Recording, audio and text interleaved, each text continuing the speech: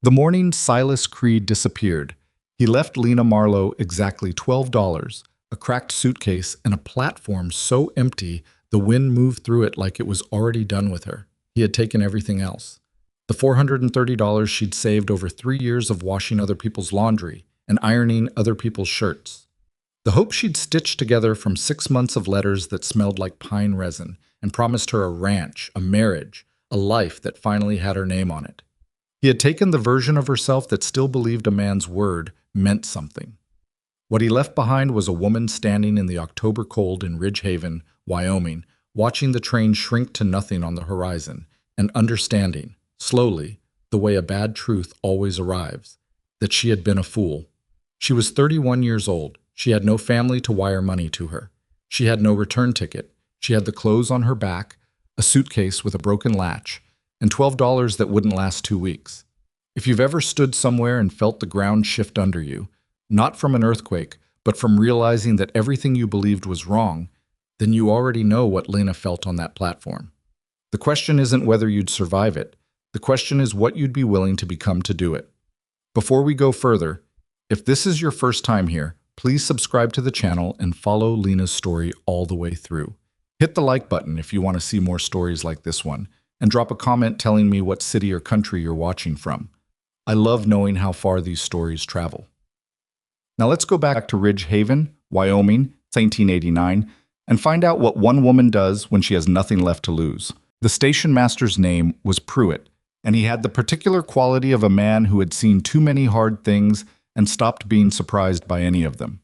He came out of his little office with a broom in his hand and found Lena still standing where the platform ended, staring at the empty tracks. He didn't say anything at first, just swept around her feet like she was a post someone had forgotten to move.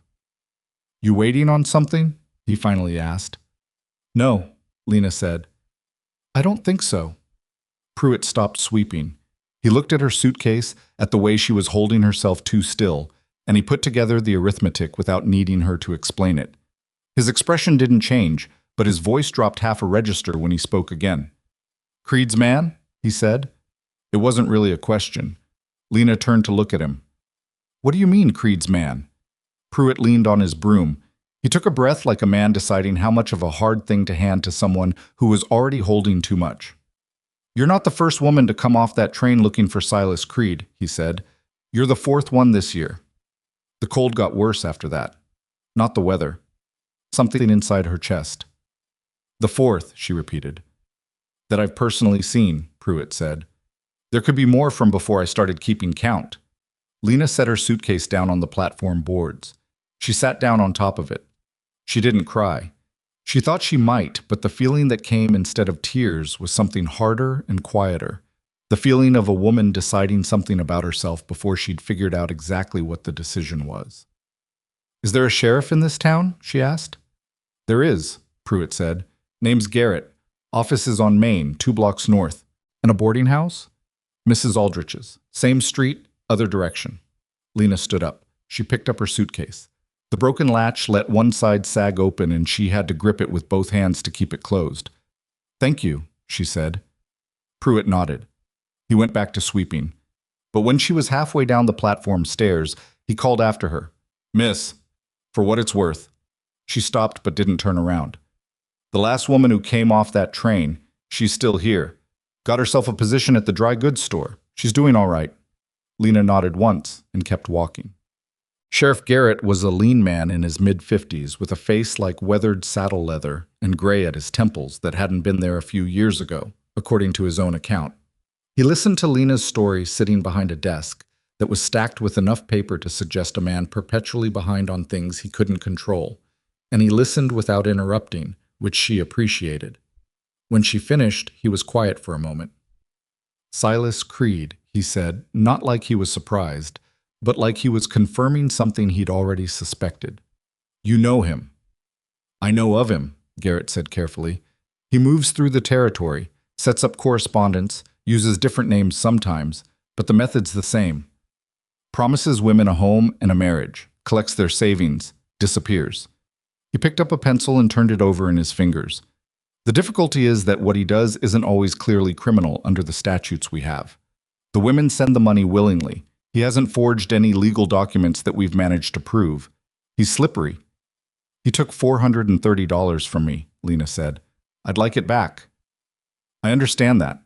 Garrett's voice was even, but not unkind.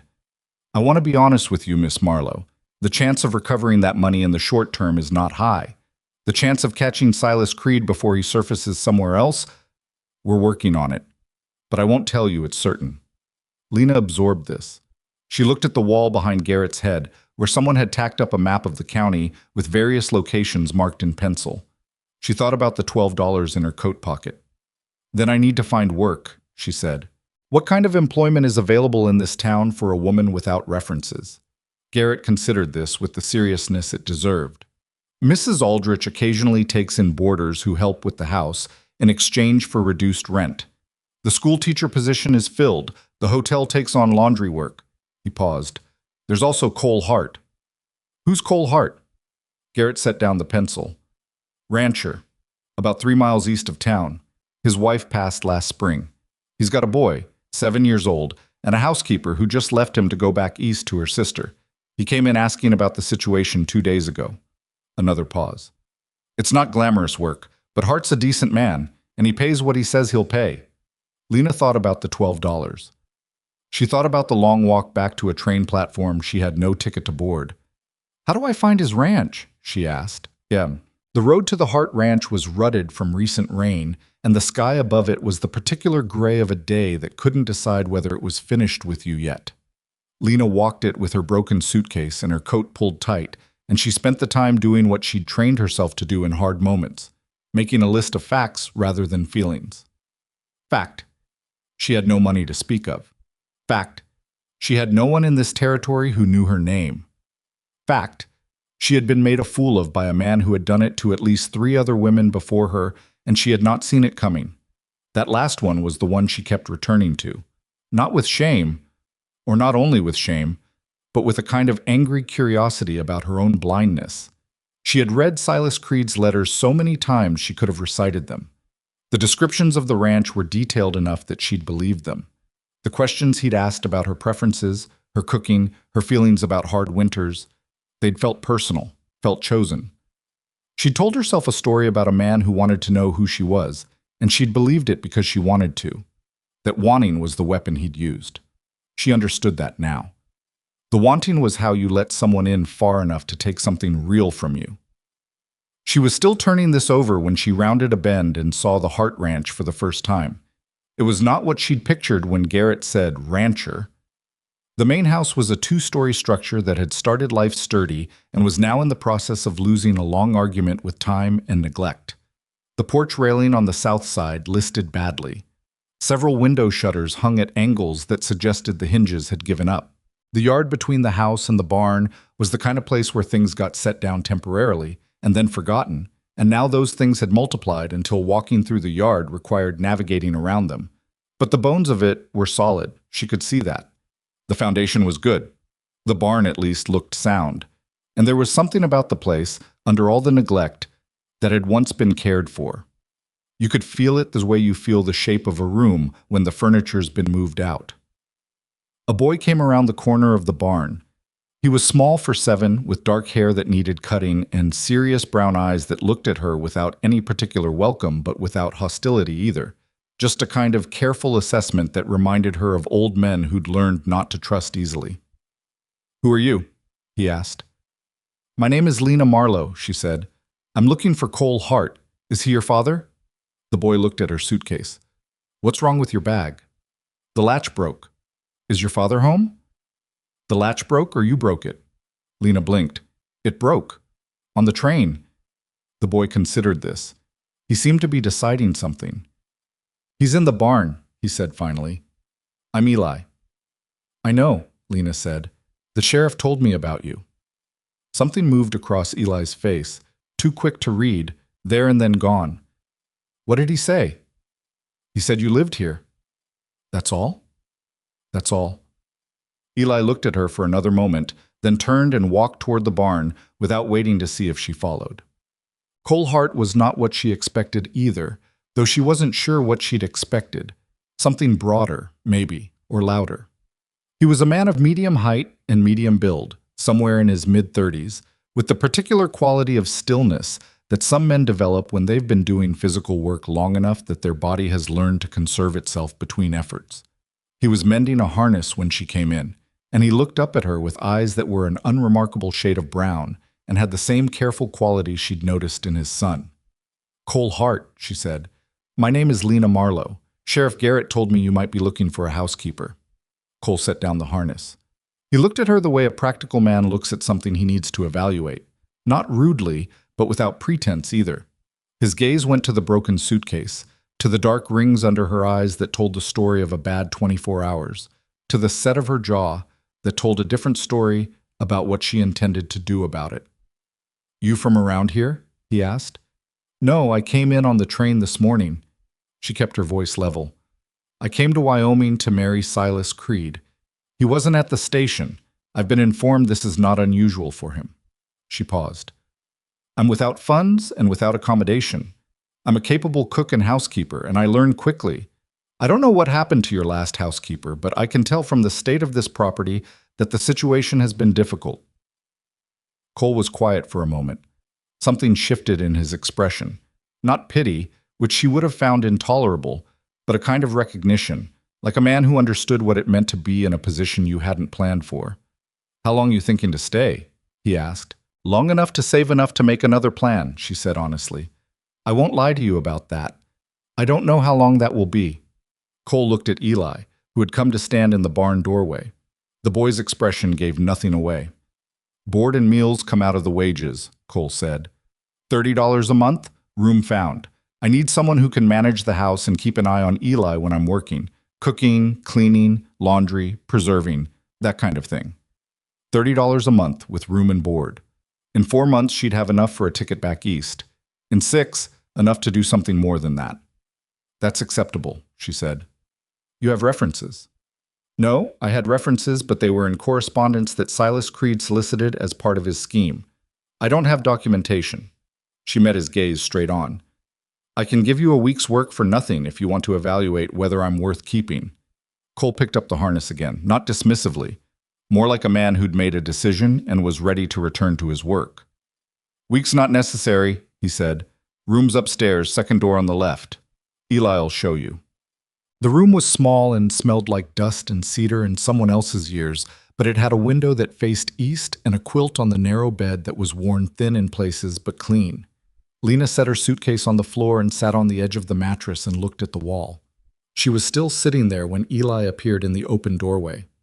"The last housekeeper cried when she saw this room," he said. "Did she?" "She left after 3 weeks." Lena looked at the boy in the doorway. He was trying to tell her something, warning her maybe, or testing her. "Why'd she leave?" Lena asked. Eli shrugged, but the shrug was too careful, too practiced, something behind it.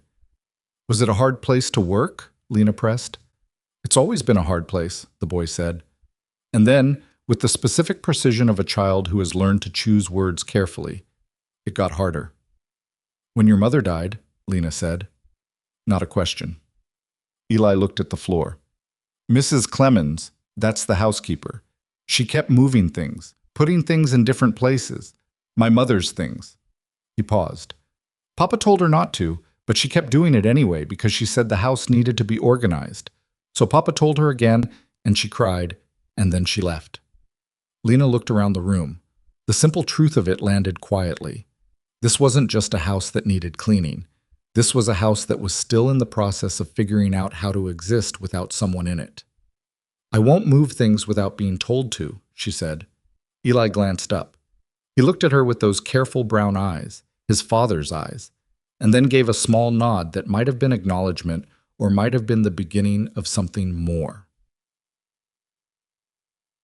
The kitchen was the most honest room in the house. You could have read the last year of the Hart household from it without anyone saying a word. There were pots that hadn't been scoured properly in months, which told her that someone had been going through the motions without the energy to do them right. The wood stove needed blacking.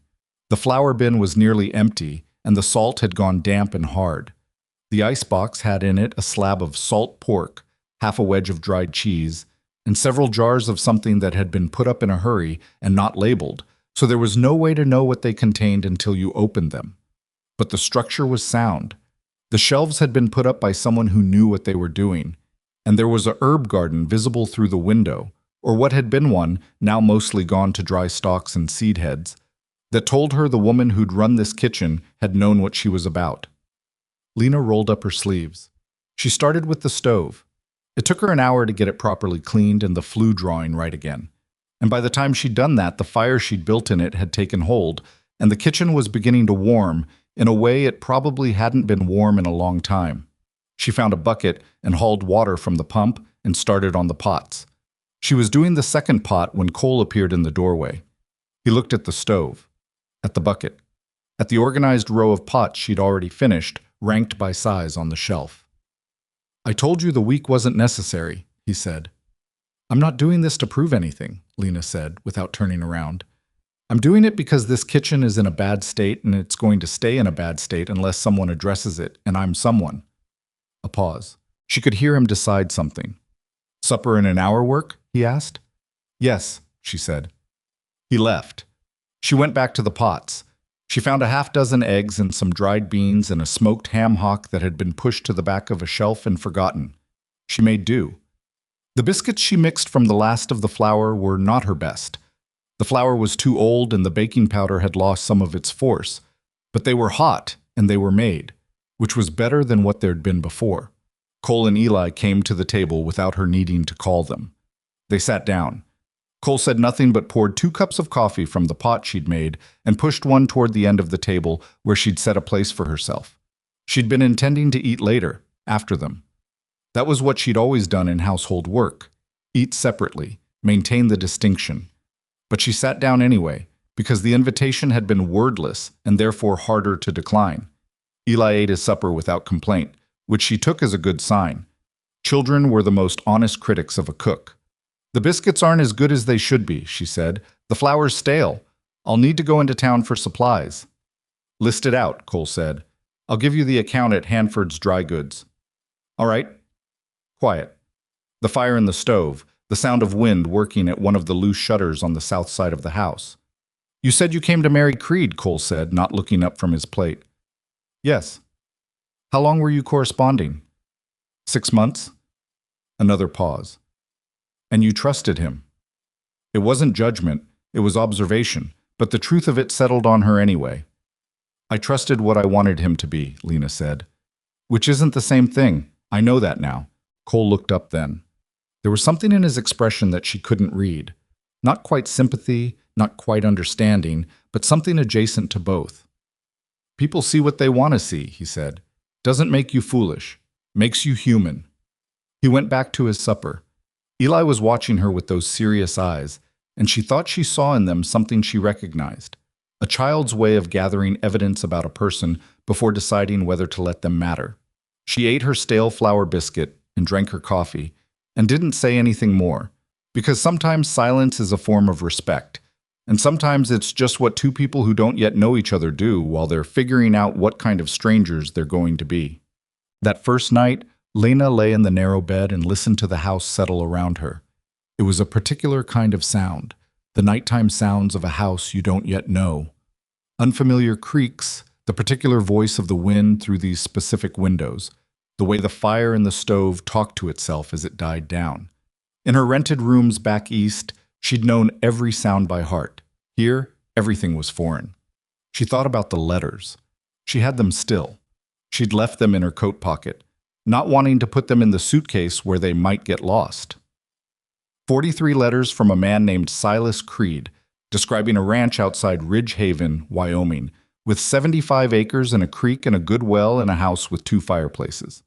He had written about the winters honestly, told her they were hard, said she should know that going in. He'd written about wanting a partner rather than a decoration. He'd used the word practical in a way she'd found unexpectedly moving. He had known exactly what a woman like her wanted to hear. That was what made it so thorough a betrayal. He hadn't been careless. He'd been studied. He'd read her letters with real attention and understood what she needed, and built the version of himself that would answer every need, and he'd done it with craft and patience, and without a single moment of actual feeling. She pulled the letters out of her coat pocket in the dark. She didn't read them. She held them. She thought about the station master saying, "You're the fourth one this year." She thought about the three women before her who had stood on that same platform with that same emptiness in their chests.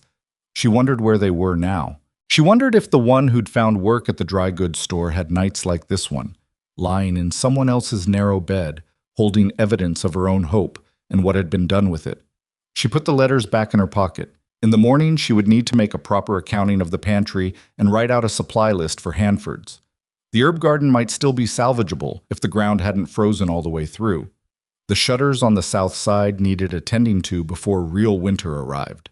The boy needed a haircut, and probably someone to make sure he was doing whatever schoolwork Ridge Haven provided. There was enough here to do. There was more than enough to do. She could work with that. She had always been able to work with that. She was in the kitchen at 5 in the morning before anyone else was awake. She'd slept poorly. She always slept poorly in new places, and she had long since stopped fighting that particular truth about herself and started treating the early hours as time that belonged to her. She found a small supply of oats she'd missed the night before and set them to cook. She found the coffee and made it strong. She found a pot of last summer's honey that had crystallized but was still good, and she put it near the stove to soften. At 6:30, Eli appeared in the kitchen doorway. He was still in his nightshirt, hair disordered from sleep, and he stopped when he saw her there like he'd forgotten, for a moment, that she existed. "Oatmeal," she said. "I don't like oatmeal," he said. "Most people who say that have had bad oatmeal," Lena said. "Sit down." Eli looked at the chair. He looked at her. He sat down. She put a bowl in front of him. He looked at it with the expression children reserve for foods they've decided to hate before tasting them. Then he saw the honey. "What's that?" "Honey. It was in the back of the pantry." "We have honey?"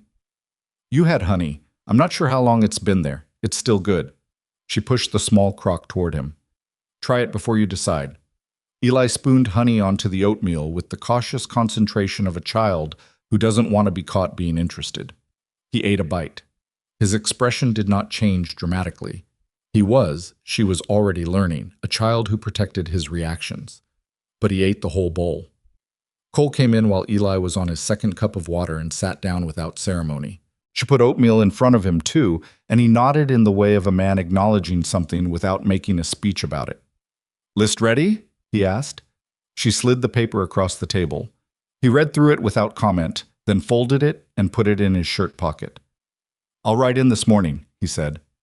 "Anything else while I'm there?" Lena thought. "The shutter on the south side of the house is coming loose. I'd fix it myself, but I'd need someone to hold the ladder." Cole looked up from his oatmeal. Not surprised. More like he was recalibrating something. "I'll look at it when I get back," he said. "I can hold the ladder," Eli said. Cole and Lena both looked at him. Eli appeared to find this observation of himself uncomfortable and applied himself to his water glass. "We'll figure out the ladder," Cole said. There was a small quiet after that. Not uncomfortable, just the quiet of people eating breakfast at the same table, which was a more complex thing than it looked. Lena had lived enough lives, her own mother's kitchen, the boarding house, the rooms she'd rented, to know that the quality of morning quiet told you a great deal about a household. Some quiet was strained, some was exhausted. Some was the comfortable sort that comes from people who have learned to be near each other without needing to fill every gap. This quiet was none of those things. It was the quiet of a house still learning what it was. She could work with that too. 3 days into the position, Lena found the drawer. She had been reorganizing the kitchen shelves, not moving anything, just cleaning under and behind, wiping down the wood, restoring things to where she'd found them, when she pulled out a drawer to clean under it and found, tucked at the very back, a folded piece of paper. She almost put it back without looking, but it had slipped when she pulled the drawer and unfolded itself, and she saw the handwriting before she could stop seeing it. A woman's handwriting, careful and a little formal. The letters slightly uneven in the way of someone self-taught. For Cole, "If you find this, you are cleaning the kitchen properly for the first time in years, which means either I am gone or you have finally run out of excuses. Either way, I am proud of you. Take care of our boy. He worries too much already for his age. Don't let him forget how to be silly. Margaret." Lena held the paper for a long time. She could hear Eli somewhere upstairs, moving around in that restless way of children who are not quite sure what to do with themselves.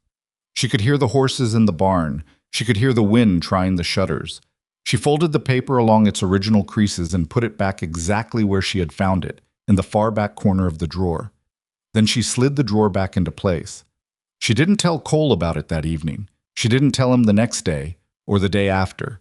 It didn't feel like her thing to report. It felt like something that belonged to the house and to him and would find its way to him when it was supposed to. She just kept cleaning. She kept cooking. She kept finding the small broken things and fixing them quietly, without announcement. A stuck door hinge, a cracked water pitcher that could be repaired with the right adhesive, a window latch that had been stiff long enough that no one noticed it anymore. On the 5th day, she went out to the herb garden with a pair of shears and crouched down to look at what was actually left. Most of it was gone past recovering for this year, but the sage was resilient. There was still life in it. The thyme had seeded itself into the gaps between the stones of the border, and in the corner, half buried under dead stalks, she found a small rosemary bush that had not given up.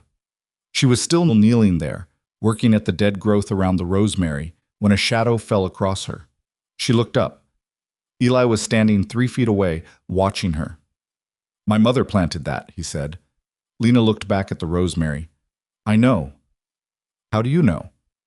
"Because someone took care with the planting, the border stones. The way the taller plants are on the north side so they don't shade the smaller ones." She looked up at him. Someone knew what they were doing. Eli was quiet. He sat down on the ground beside her, which surprised her. Not something he'd done before, been that close without a table between them. "She used to let me help," he said. "I wasn't very good at it." "Most people aren't at first," Lena said. "She said you have to kill things a few times before you understand how not to." Lena sat back on her heels. "That's true," she said. "That's actually very true." They stayed there together for a while, in the remains of the garden, not saying anything else. The rosemary smelled the way rosemary always smelled, sharp and clean and insistent, a smell that didn't apologize for itself. Eli picked up a handful of the dry soil and let it sift through his fingers. Lena thought about a drawer with a letter in it.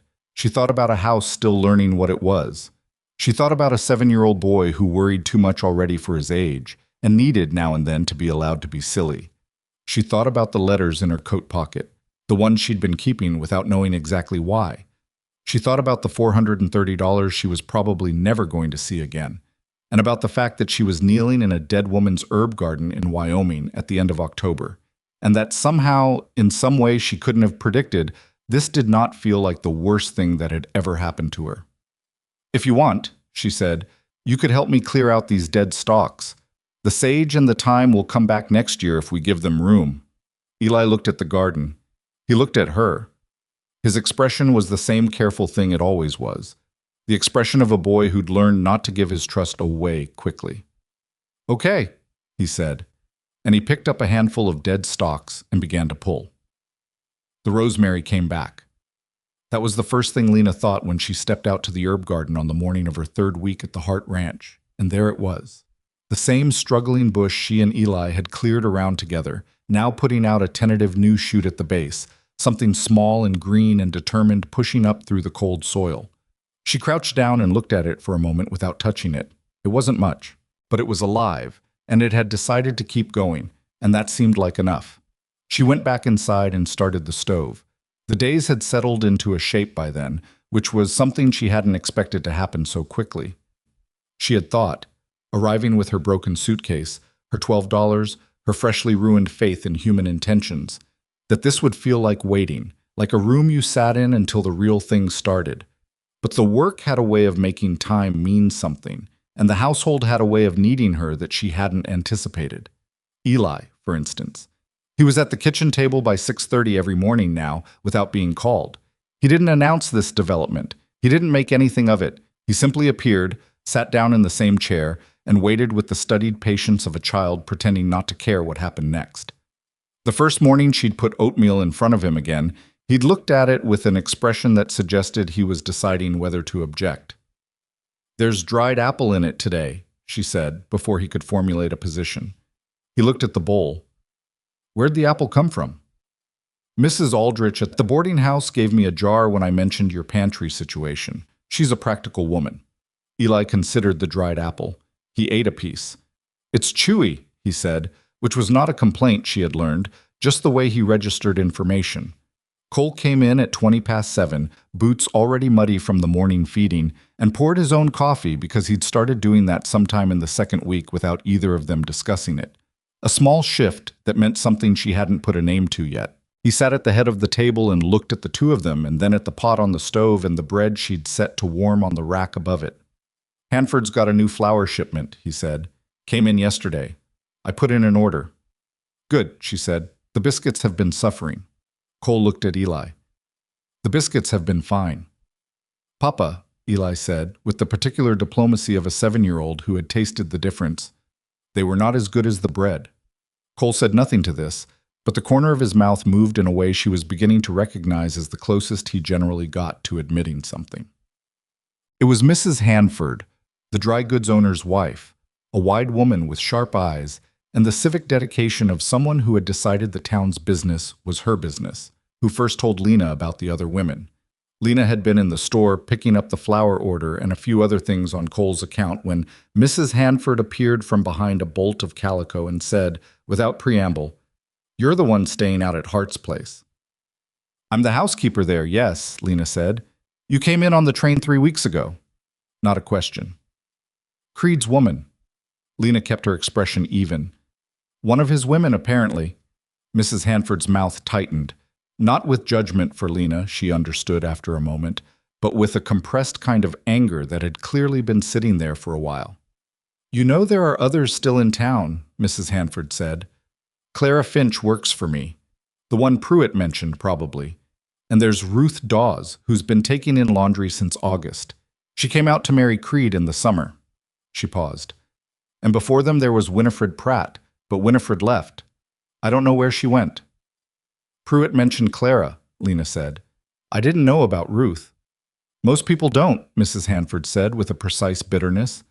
"The women who come here for Creed, people feel sorry for them for about a week, and then they start wondering what kind of woman falls for that sort of thing, which tells you something about people." She looked directly at Lena. "I'd suggest you meet them. Clara and Ruth. There's something to be said for not being the only one who knows what you know." Lena thought about this. She thought about the particular isolation of carrying something embarrassing, the way it got heavier when you carried it alone. "How do I find Ruth?" she asked. Ruth Dawes was 44 years old and had come from Ohio with a teacher's certificate and a determination that Lena recognized as the kind that forms in women who have been disappointed enough times to stop expecting rescue. She was boarding with a family on the south end of Main Street and doing their laundry and taking in extra work from 2 other households. And when Lena knocked on the door and introduced herself, Ruth looked at her for a long moment, and then stepped back to let her in with the wordless hospitality of someone who understood immediately what kind of conversation this was going to be. "Creed," Ruth said, when they were sitting at the kitchen table with cups of thin coffee. It wasn't a question either. "Creed," Lena confirmed. Ruth turned her cup in her hands.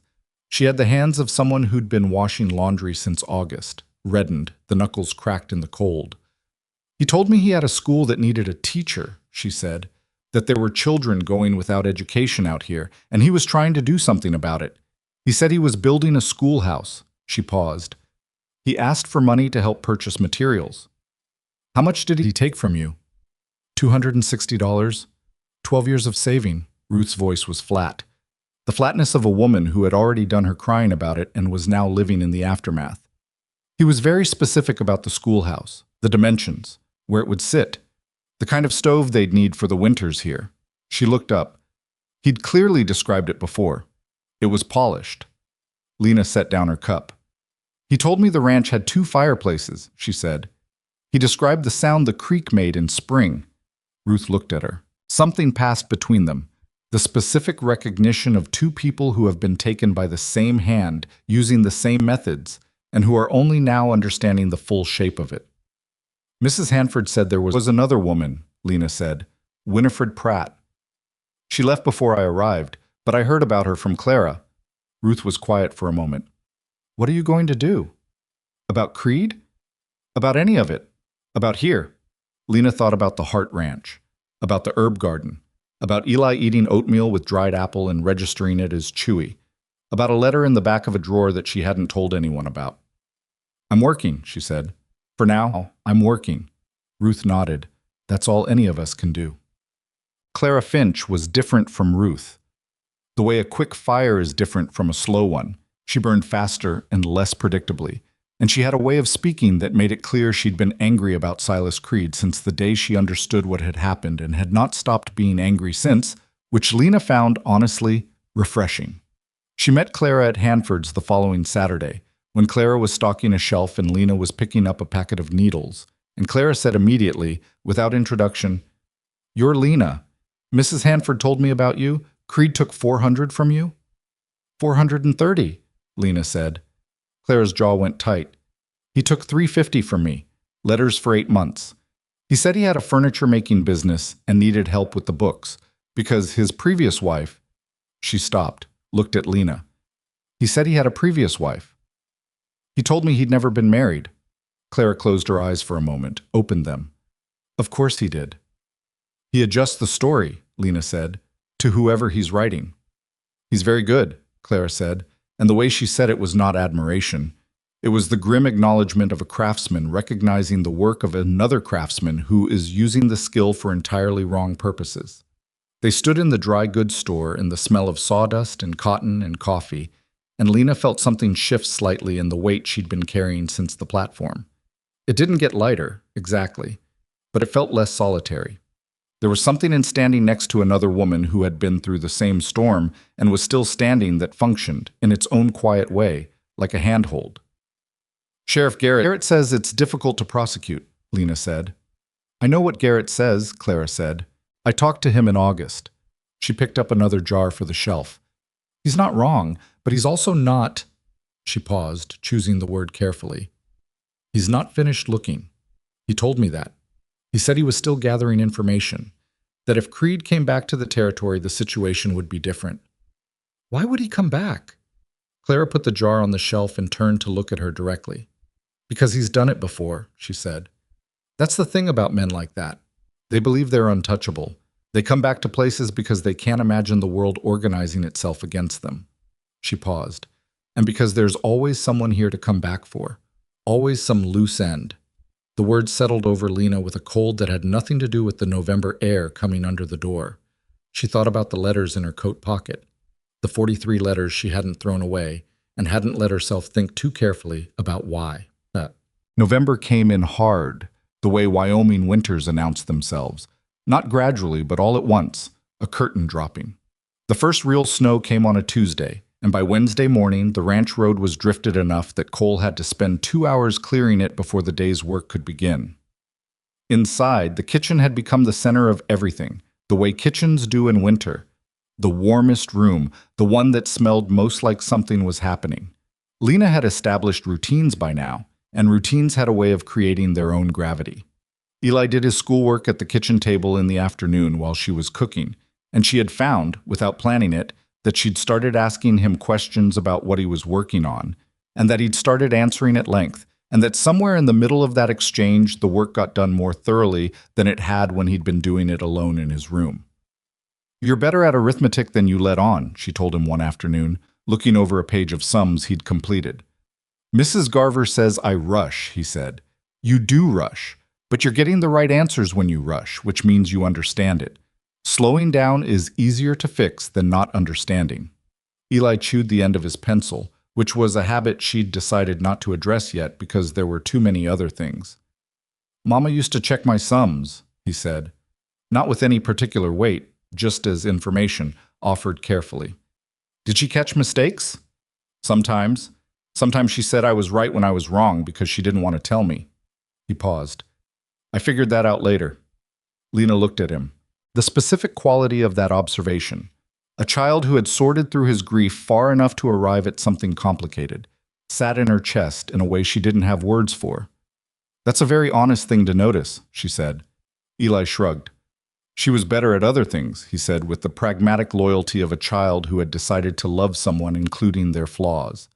Lena turned back to the pot on the stove. The soup needed another 20 minutes. The bread was already done and cooling on the rack. Your mother planted the herb garden, she said. Not a question. She spent a whole spring on it, Eli said. She brought the seeds all the way from her mother's house in Nebraska. She said she wasn't going to live somewhere without rosemary. Lena thought about the note in the drawer. The careful handwriting. Don't let him forget how to be silly. The rosemary is still alive, she said. Eli looked up. Still? I showed you the new shoot 3 weeks ago in the garden. I thought it would die. It didn't. Eli absorbed this with the seriousness he brought to everything. Okay, he said finally. And then, can I come look at it tomorrow? The ground will be frozen, Lena said. But yes. Cole was harder to read than his son, which she supposed was where Eli had learned it. He did not talk much, and the talking he did was mostly practical. What needed doing, what supplies were running low, what the weather was supposed to do this week. But she had begun, in the way you do when you live alongside a person day after day, to understand the register of his silences. There was the working silence, which had a forward-leaning quality, the silence of a man thinking about the next thing to do. There was the tired silence at the end of a long day, which was heavier and asked for nothing. And there was another silence, one she'd noticed 3 or 4 times now. At the kitchen table in the evenings after Eli went to bed, when the fire had died down and the house was quiet.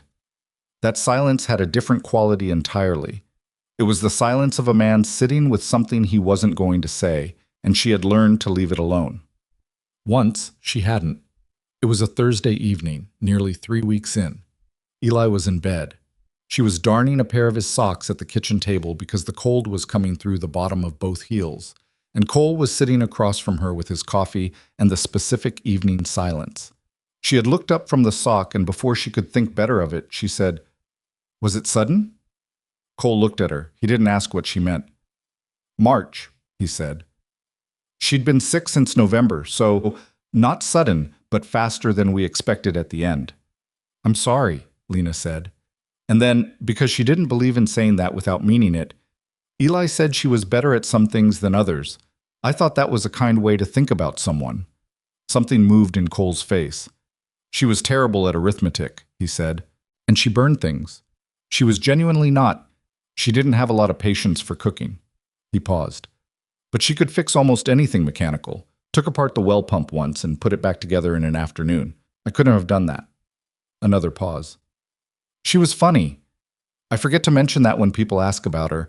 I say she was kind, she was a good mother, which is all true, but she was also funny. She could do an impression of Reverend Hoskins that would make you spit your coffee. He stopped. He seemed a little surprised at himself, at how much had come out maybe. Eli has her eyes, he said more quietly. Every morning. Lena looked at her darning. She didn't say anything, because there was nothing useful to say, and she had learned enough to know the difference between a silence that needed filling and one that needed keeping. After a while, Cole pushed back from the table. "Good night," he said. "Good night," she said. She heard him on the stairs. She kept darning until the sock was done, and then she started on the second one, and outside the snow came down in the dark, and the house made its sounds around her, and she sat in the kitchen that smelled like bread and wood smoke and thought about a woman who could fix a well pump and couldn't cook and had brought rosemary seeds all the way from Nebraska because she wasn't going to live somewhere without them. She thought about what it meant to leave a mark on a place that didn't disappear just because you did. The incident with Eli happened on a Friday, and it was the kind of thing that was small in the way only the things that matter are small. He'd come home from school with a torn coat collar. Not badly torn, something that could be mended, but he'd come in through the door with the careful walk of a child who was hoping no one would ask about it. Lena noticed it from across the kitchen and said nothing immediately, which was a calculation she'd made several times since arriving, the question of when to ask and when to wait. She waited until he'd had his afternoon biscuit and his cup of warm milk, and then she said, without looking up from the vegetables she was cutting, "Do you want to tell me about the coat?" Silence. "It got caught on a fence," he said. Lena cut 3 more pieces of carrot. "Is that what happened?" More silence, longer this time, and in the silence she heard a small shift in his breathing that told her it wasn't what had happened. "Will Hartley pulled it," Eli said finally, "in the schoolyard." Lena set down the knife. She turned to look at him. He was studying the surface of the table with the intensity of a child who is holding himself together through concentration. Why? She asked. He said my mother was dead and my father was too busy with the ranch to care what happened to me, so someone was going to have to put me in an institution. He said it quickly, the way you say things you've been carrying around trying to figure out where to put them. And that the lady staying at our house was just a charity case who couldn't find a real husband. The carrot pieces stayed where they were on the cutting board. Lena pulled a chair around to Eli's side of the table and sat down in it so they were at the same level. She didn't do it dramatically, she just moved the chair. Will Hartley is repeating things he heard adults say, she said. That doesn't make him a bad person. It makes him a child who doesn't know yet that you should think about whether something is worth saying before you say it. Eli looked at her. His jaw was tight. Is it true? That you couldn't find a husband? Lena considered the question with the seriousness it deserved, because he had asked it seriously, and he was 7 years old, and the world had already handed him enough of the wrong kind of answers. A man deceived me, she said. He took my savings and disappeared. That's not the same as not being able to find a husband. That's being wrong about one particular man. She paused. Everyone is wrong about someone, at some point. The difference is what you do about it afterward. Eli digested this. What did you do? I got a job, she said. And I'm saving my money, and I'm deciding what comes next. Are you going to leave? He asked. The question was carefully neutral in the way that questions are when they are not neutral at all. Lena looked at him. She thought about honest answers and kind answers, and whether, in this case, those two things were far apart or close together. Not yet, she said, and not without telling you first. It wasn't a promise of permanence, she knew that. She thought he knew it too, but it was honest, and it was what she had, and the way Eli looked at her when she said it, the very small, very careful unclenching of something around his eyes, told her it was enough for right now. She went back to the vegetables. Eli got out his school book. The kitchen did what the kitchen did, which was hold them both in its warmth and not require anything more of them than what they could manage. Cole found out about the torn collar that evening, when Eli made the mistake of wearing the coat to go check on the horses before dinner, and Cole saw it in the lamplight. He came back inside with the coat over his arm and a look on his face that Lena had not seen before. A controlled look, the look of a man making sure he was managing himself correctly before he said anything. Will Hartley, Eli said preemptively. Lena already talked to me about it. Cole looked at her. She turned from the stove and returned the look without flinching. I told him Will Hartley is a child repeating adult words, she said, and that being wrong about one person isn't the same as a character flaw. A long moment. Cole set the coat on the chair. He sat down at the table across from Eli and looked at his son for a while in the way of a man who knows he should say something and is trying to figure out what that is. Will Hartley, he said finally, has a father who talks too much at the feed store. He paused. What he said about the ranch, about me not caring. I know you care, Papa, Eli said. Straight, simple, without embellishment, like a fact he'd confirmed and no longer needed to examine. Something in Cole's face went quiet. Not released, that wasn't quite right, but something in it that had been working hard for a while found a place to stop for a moment. I'm going to talk to Hartley's father, he said. You don't need to, Eli said. I know I don't need to, Cole said. I'm going to anyway. Lena ladled the soup into bowls. She brought them to the table and sat down in her chair, and they ate dinner, the three of them, with the snow pressed against the window and the stove keeping the worst of the winter outside where it belonged. She was washing the dishes later when Cole came to stand in the kitchen doorway. Thank you, he said, for how you handled it. He needed to talk about it, she said. That's all. Mrs. Clemens, the last woman, she would have pretended not to notice the collar, he said, kept the peace. Keeping the peace by not seeing things isn't keeping the peace, Lena said. It's just postponing the problem until it gets bigger. Cole leaned against the doorframe.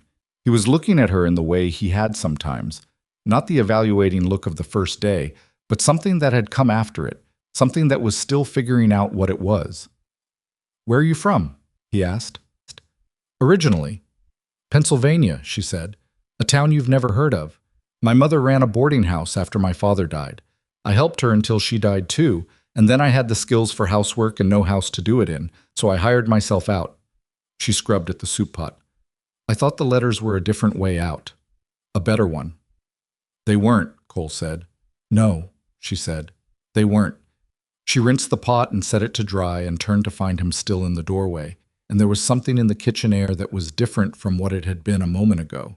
Nothing she could have named precisely, nothing that demanded naming, but different.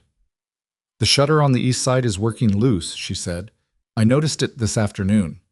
Cole looked at her for a beat longer than the comment required. Then he nodded. I'll get to it tomorrow, he said. Good, she said. Good night. Good night, Lena.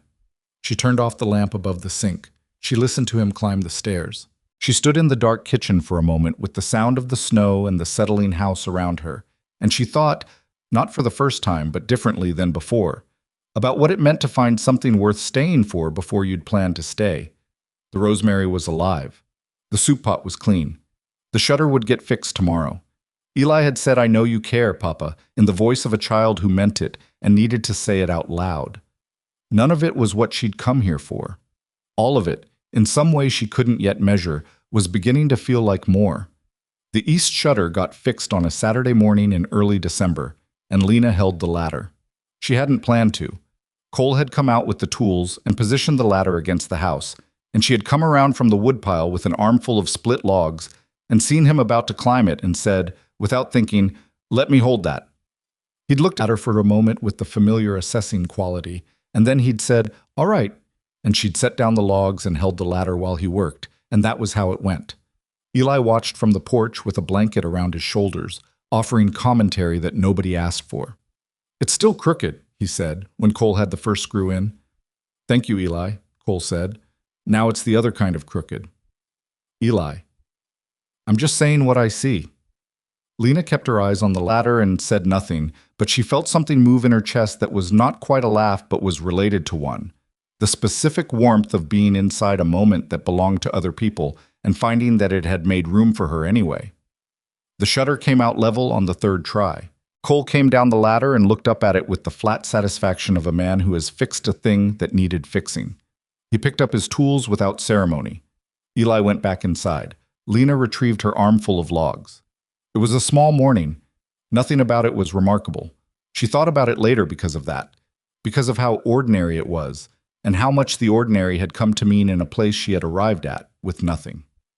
December deepened and the cold got serious in the way Wyoming cold did, which was not gradual. The temperature dropped 15 degrees overnight twice in the same week, and the snow that had been a presence became a fact, packed hard against the north side of everything, drifted over the fence lines, filling the spaces between things with a white that muffled sound and changed the shape of the land. The ranch contracted in winter the way all ranches did. The distances that were walkable in October became deliberate journeys. The work moved closer to the structures, the barn, the house, the space between them. Lena had known cold winters, but Pennsylvania cold was different from Wyoming cold in the way that a firm handshake is different from someone grabbing your arm. This cold had intent. She adapted. She'd been adapting all her life. She added a second layer of quilts to Eli's bed without being asked and put a draft sock against the bottom of his door. She learned which parts of the house leaked heat and addressed them with rolled cloth and wooden wedges. She started baking bread twice a week instead of once because the act of the oven being lit was itself worth something in the economy of warmth. Cole noticed these things the way he noticed most things she did, quietly, registering them without comment, which she had come to understand was its own form of acknowledgement. He was not an easy man to know. She wanted to be clear-eyed about that.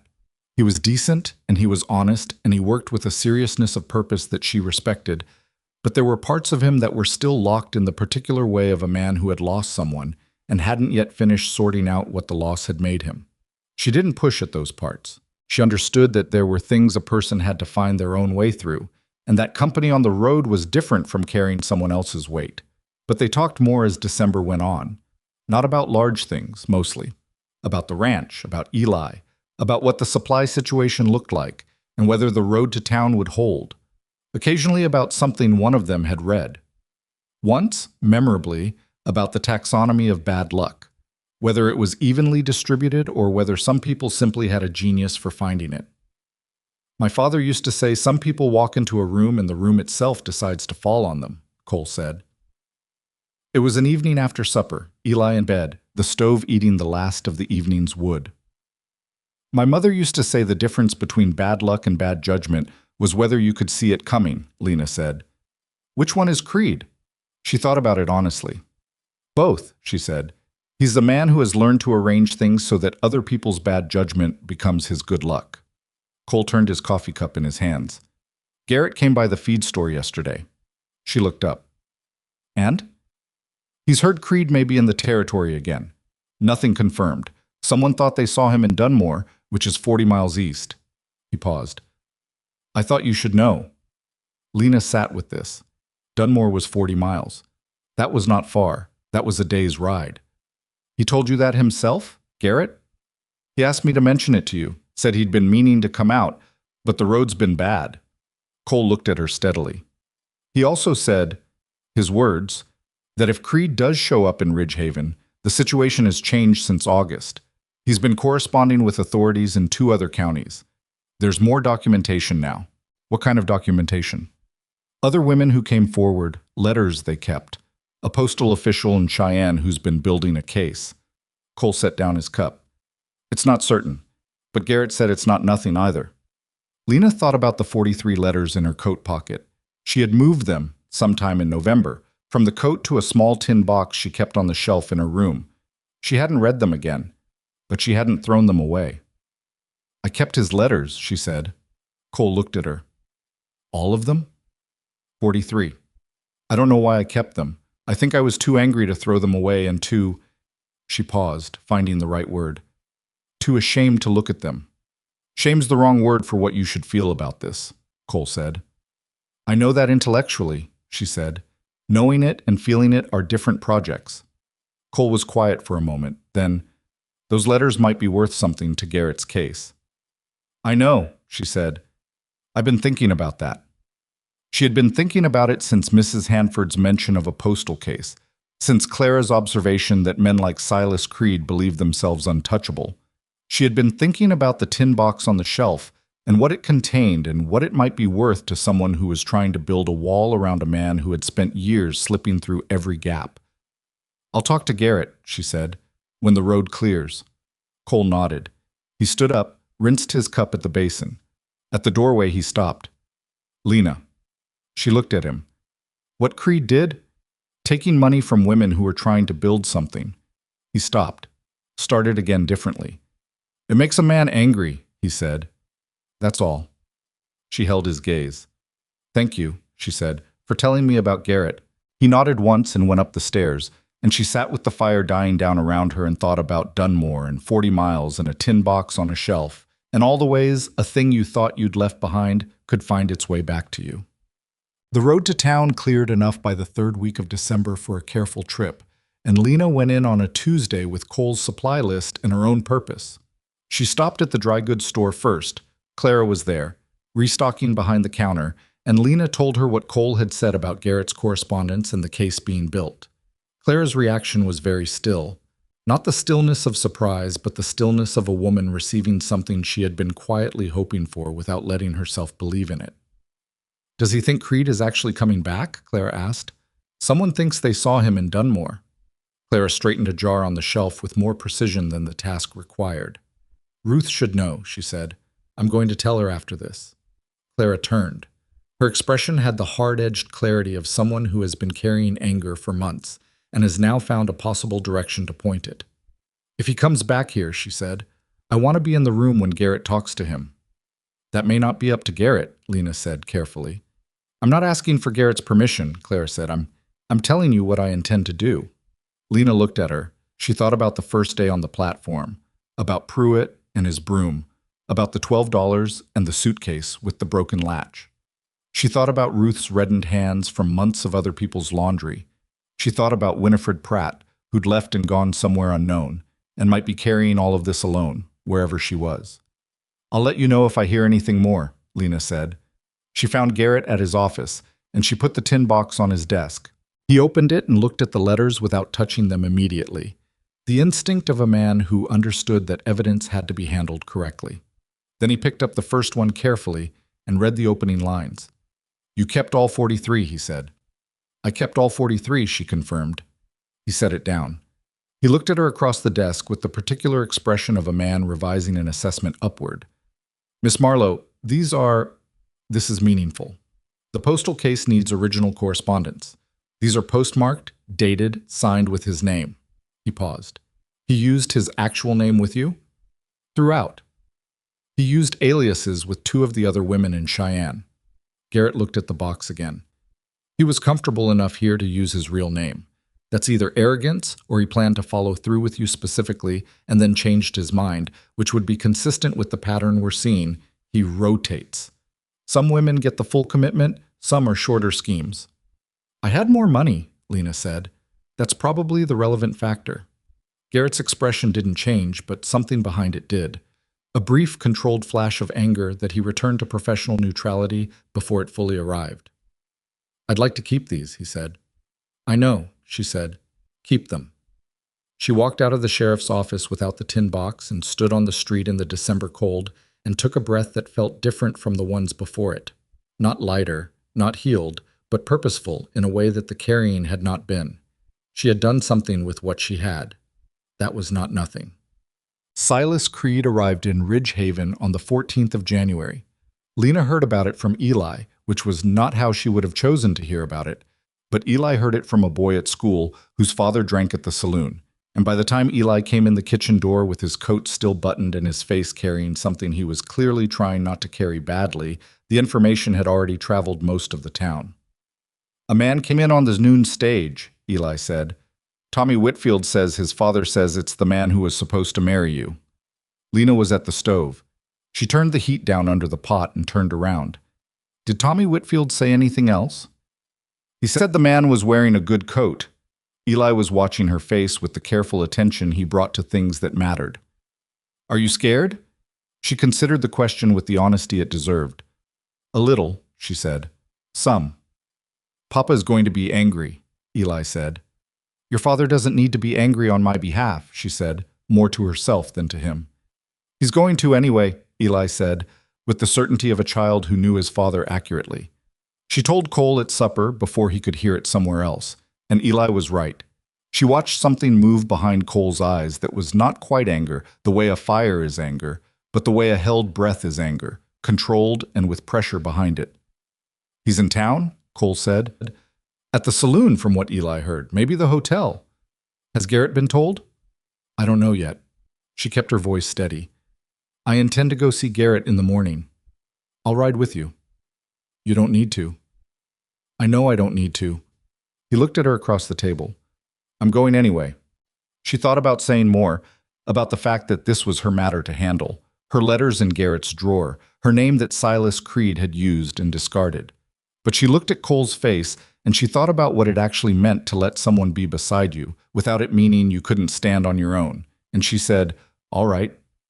Eli ate his supper with the exaggerated carefulness of a child pretending to be less interested in a conversation than he was. Eli, Cole said. I'm eating, Eli said. You're listening. I can do both. A short silence. Then Cole said, with the particular tiredness of a man who has lost this specific argument before, don't repeat what you hear in this house at school. Tommy Whitfield already knows, Eli said reasonably. They rode into town the next morning through cold that had ice in it, the kind that settled in the low places and made the road treacherous in stretches. Lena sat her horse, a reliable bay Cole had lent her, and kept her eyes on the road and did not let herself think too far ahead. She had found, over the past months, that forward thinking of the catastrophic kind was not useful. What was useful was the next thing in front of you, and then the thing after that. Garrett was already at his office when they arrived. He was not alone. Clara was there, sitting in the chair across from his desk with her coat still on, which told Lena she'd arrived recently and with purpose. Clara looked up when Lena and Cole came in and gave Lena the particular nod of a woman who had been waiting to see what Lena was going to do. You've heard, Lena said to Garrett. He checked into the hotel last night, Garrett said, registered under his own name, which is either confidence or stupidity. He paused. I've sent a wire to the postal authority in Cheyenne. I'm waiting on a response before I make a formal move. The letters you gave me are in the file, and I've had a reply from a county sheriff in Nebraska who has a complaint against him there. He looked at her steadily. This is better than it was in August. It's not airtight yet, but it's substantially better. What does he want? Lena asked. Why is he here? He came to my store this morning, Clara said. Her voice had the flat, controlled quality of someone managing themselves with effort. Before I could get word to anyone. He came in like he was shopping, picked up a tin of coffee, and when I went to take his money, he said, She paused, steadied herself. He said he'd heard some women in Ridge Haven had been spreading falsehoods about him, and that he'd come to correct the record. The room was quiet. He used that word, Lena said. Falsehoods. He was very calm, Clara said. That was the worst part. He wasn't threatening exactly. He was reasonable sounding. The way he was in the letters. Like everything he says is simply how things are, and disagreeing with him would be the unreasonable position. She looked at Lena. He asked if you were still in town. Something cold moved through Lena's chest. What did you tell him? I told him I didn't keep track of other people's whereabouts, and he could buy the coffee or put it back. Cole, who had been standing against the wall with his arms crossed and the controlled breath quality of his anger, said, He knows she's here. He probably knew before he came, Garrett said. He did his reconnaissance. That's consistent with the pattern. What pattern? Cole asked. Garrett looked at him, then at Lena, as if deciding how much to say. He said it anyway, which she appreciated. In one of the Nebraska cases, when the woman filed a complaint, Creed returned to the town and presented forged documents claiming she was his legal wife and had stolen from him and abandoned the marriage. He attempted to have her arrested. A pause. The forgeries were discovered, but not before she spent 2 days in a jail cell, and the complaint was significantly complicated. The silence was longer this time. He's going to do the same thing here, Lena said. It wasn't a question. I think it's possible, Garrett said. I think he came back because he knows about the postal case, and he intends to discredit the witnesses before the case moves forward. You, Clara, Ruth, you're the local faces of the complaint. Then we need to be the ones who speak first, Lena said. Everyone looked at her. She felt the room's attention and did not look away from it. If he's planning to stand up in front of this town and call us liars and produce forged documents, she said, then we need to be in front of that. We need to tell our stories before he tells his version of them. She looked at Garrett. Can you arrest him on what you have right now? Not yet. The wire from Cheyenne will strengthen the case, but I don't have it yet. How long? A day, maybe 2. Then we have 1 day before he makes his move. She stood up. I need to talk to Ruth. Ruth was harder to convince than Clara, which Lena had expected. Ruth had the caution of a woman who had been very thoroughly hurt once and had since reorganized her life around the principle of not giving anyone a second chance at her. When Lena found her at the laundry house she was working in and laid out what she knew and what she intended, Ruth listened with her hands still in the wash water, looking at the surface of it. You want to stand up in front of the town and say what happened to us, Ruth said. I want to stand up in front of the town before he does. And say what? That we were fooled? That we sent our money to a man we'd never met because he wrote us pretty letters? Ruth's voice was controlled, but there was something raw beneath the control. Do you know what people say about women who do that? I know what they say, Lena said. They say we should have known better. They say we were naive. Some of them say worse. She paused. And then Silas Creed walks into a saloon in a good coat and says, we're lying about him. And the same people decide to believe him because he's standing right there, and we're not. And because it's easier to think that women make up stories than that a man they don't know did something they don't want to believe. Ruth looked up from the wash water. He told me there was a schoolhouse, Lena said. He described it to me the way you describe a place you've been. The dimensions, the stove size, the way the light came in the windows. He told me there were children who needed a teacher. He built something in your mind that you wanted to walk toward, and then he charged you for the privilege of believing in it. She kept her voice level. That is not our foolishness. That is his craft. And the only way to make it visible is to describe it out loud, in public, where people can see it for what it is. Ruth pulled her hands out of the water. She dried them slowly on the cloth beside the basin. What time? She said. Lena had not planned for it to happen at the saloon. That was Silas Creed's choice. In the end, he made it for her. He was there when they arrived, which told her he had been told they were coming, which meant someone had talked on the way over. That was fine. The more people who knew, the better. She had thought about this during the walk from the laundry house with Ruth beside her, and Clara meeting them at the corner of Main Street. She had thought about the 43 letters in Garrett's file. She had thought about Ruth's $260, and Clara's $350, and her own $430. She had thought about Winifred Pratt, who had left and was somewhere carrying this alone. She had thought about Eli saying, "Are you scared?" and herself saying, "A little, some," which was true. And she was still a little scared walking into the saloon, and she did not wait for the fear to stop before she walked in. Silas Creed was at the bar. He was smaller than she'd imagined. She realized, seeing him for the first time, that she'd built him to the dimensions of his damage, and the actual man was 5'10" with sandy hair going gray, and a face that was unremarkable in every feature and extraordinary only in its expression, which was the expression of a man who has spent years making himself seem whatever the moment required. He looked at her the way you look at something you've prepared for. "Miss Marlow," he said, pleasantly, publicly, like they were acquaintances running into each other at a market. The saloon had gone quiet.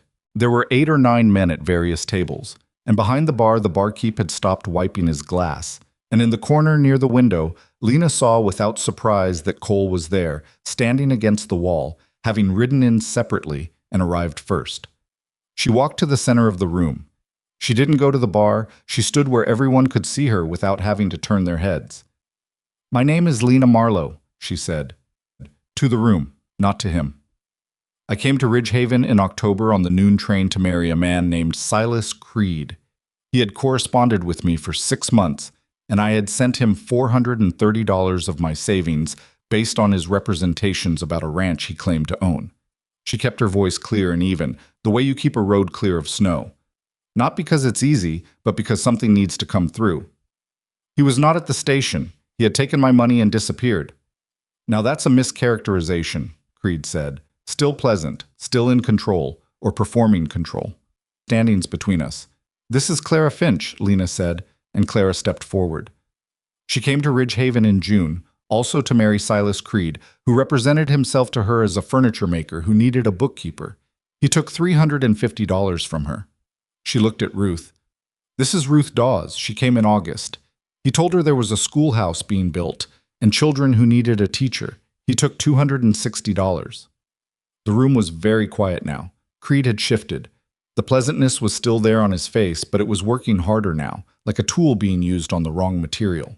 "These women have been making false claims," he said, and his voice had the practiced modulation of a man who has said something untrue so many times it had lost its texture. "I came here to— I have 43 letters," Lena said, "dated, postmarked, signed with your name. They are currently in Sheriff Garrett's possession, along with correspondence from the Postal Authority in Cheyenne and a complaint filed in a Nebraska county." She paused. "You have forged documents, I imagine. You've used them before." The silence was different now. She could feel the room calibrating, the specific human process of comparing what it was being told against what it already believed and deciding which way to come down. Creed's expression changed. The pleasantness cracked, not all the way, but enough. "You have been building a case against a man who—" "Yes," Lena said. "I have. We have." She looked at him directly for the first time. "You went to Clara's store this morning and told her we were spreading falsehoods. You came to this town with forged documents to discredit 3 women before they could testify against you." She held his gaze. "But we're here. We're standing here and we're saying it out loud in front of witnesses, and Sheriff Garrett has our documentation, and you have whatever you brought with you." She paused. "So tell us. Tell the room. What did you actually bring?" He moved. It was not a careful movement. It was the movement of a man whose performance had broken down past the point where performance was available, and what came through the break was not controlled. He came off the bar stool toward her with his hand up, and what happened next was very fast, and not particularly dignified. Cole was across the room before Creed's hand finished its arc, and he caught Creed's wrist, and the 2 men went sideways into a table that was not built for the purpose.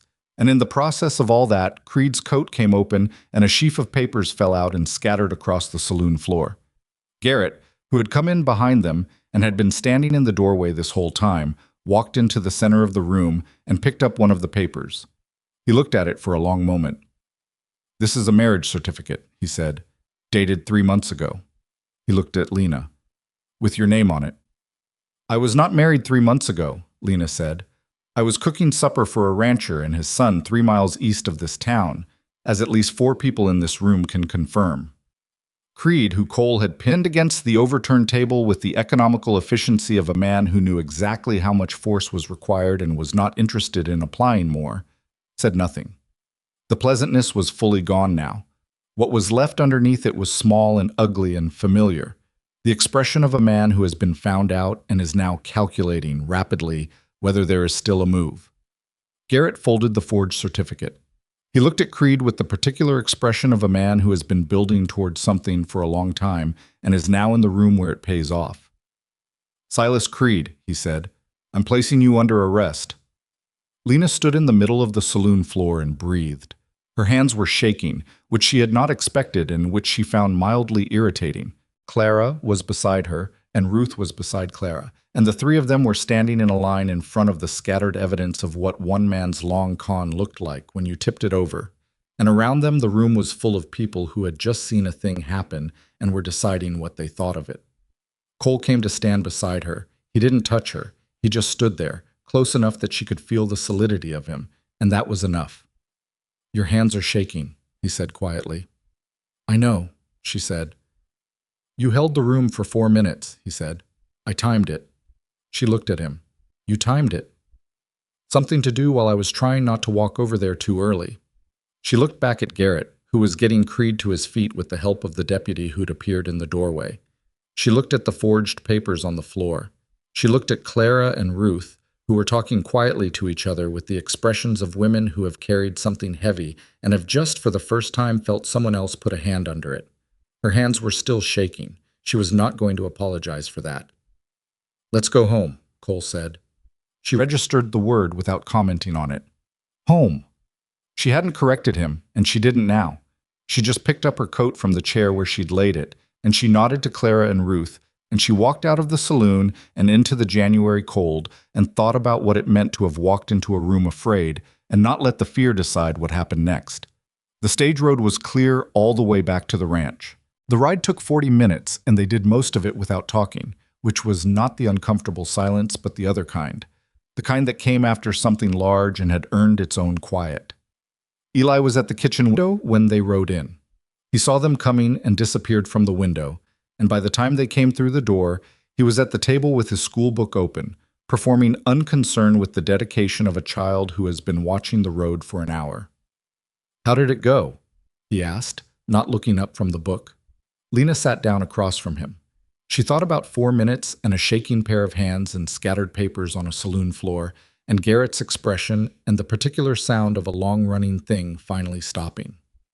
"We said what needed saying," she told him, in front of people who needed to hear it. Eli looked up from the book. He looked at her face, reading it the way he read things, carefully, with the full attention of a child who had learned that what people's faces said was often more reliable than what their mouths said. "Okay," he said. And then, "I kept the bread warm." Lena looked at the stove where a cloth was draped over the bread rack. She looked at the boy who had waited and worried and kept the bread warm and was now pretending he hadn't done any of those things. "Thank you, Eli," she said.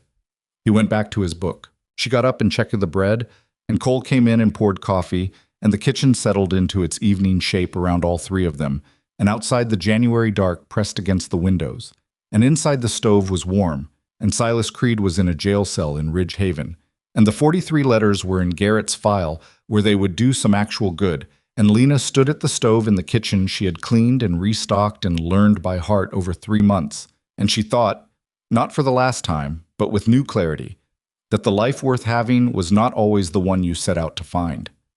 Garrett kept Creed in the jail cell for 6 days before the circuit judge arrived from Cheyenne. Those 6 days had a particular quality that Lena had not anticipated. Not relief exactly, or not only relief, but something more complicated than that. She had expected to feel lighter after the saloon. She had expected the weight she'd been carrying since October to lift cleanly, the way a stone lifts when you finally put it down. Instead, what she felt was a strange in-between state, like a room after a storm where the damage is visible but the cleaning hasn't started yet. The thing was over and the thing was not over, and her body hadn't decided which truth to live in. She kept working. That was what she had. She kept the stove going and the bread baked and Eli moving through his days with the structure he needed, and when her mind tried to run ahead to questions she couldn't answer yet, she pulled it back to the task in front of her, which was a method that had never been graceful but had always been functional. Cole didn't press her. He seemed to understand, with the particular instinct of a man who had himself lived through something that resisted simple resolution, that what she needed most in those 6 days was the ordinary shape of the household around her, not comment on what had happened inside it. He fixed 2 more things that needed fixing without being asked. He came home from the barn on the 3rd evening with a small crate of supplies Mrs. Hanford had sent out, with a note that said "only well done" in her angular handwriting, and he set it on the kitchen table and said nothing about it because nothing needed to be said. On the 4th day, Clara rode out to the ranch. She arrived mid-morning, her horse blowing steam in the cold, and Lena met her at the door and put coffee on without asking whether she wanted any because Clara had the look of a woman who had been sitting with something and needed to set it down somewhere. "Garrett got the wire from the Postal Authority," Clara said when they were sitting at the table. "Full correspondence, 3 women in Cheyenne, 2 in Nebraska, 1 in Colorado who Garrett didn't even know about." She wrapped both hands around her cup. He had a name he used in Colorado, Daniel Marsh, different enough that it didn't connect until they compared the letters. "The method was the same," Lena said. "Every time." Clara stared at the coffee. "The postal inspector said he'd been doing this for at least 7 years. 7 years. She paused. "I keep thinking about all the women before us, the ones who never came forward, the ones who went home and never told anyone because they were too ashamed." Lena thought about Winifred Pratt. She thought about the versions of herself that might have existed, the version that took the first train back east in October rather than walking off that platform toward town, the version that found the shame heavier than the anger and let it win. "The ones who didn't come forward kept him free to do it again," she said. Not harshly, just as a fact that needed naming. "I know," Clara said. "I also know that not everyone has," she stopped, choosing the word, "the same amount of fight in them when they've just been hollowed out. It's easy to say you'd stand up for yourself. It's different when you're standing on a platform with $12. 11:50 by the time I got to Garrett's office," Lena said. "I bought a cup of coffee." Clara looked at her. And then, unexpectedly, for both of them, she laughed.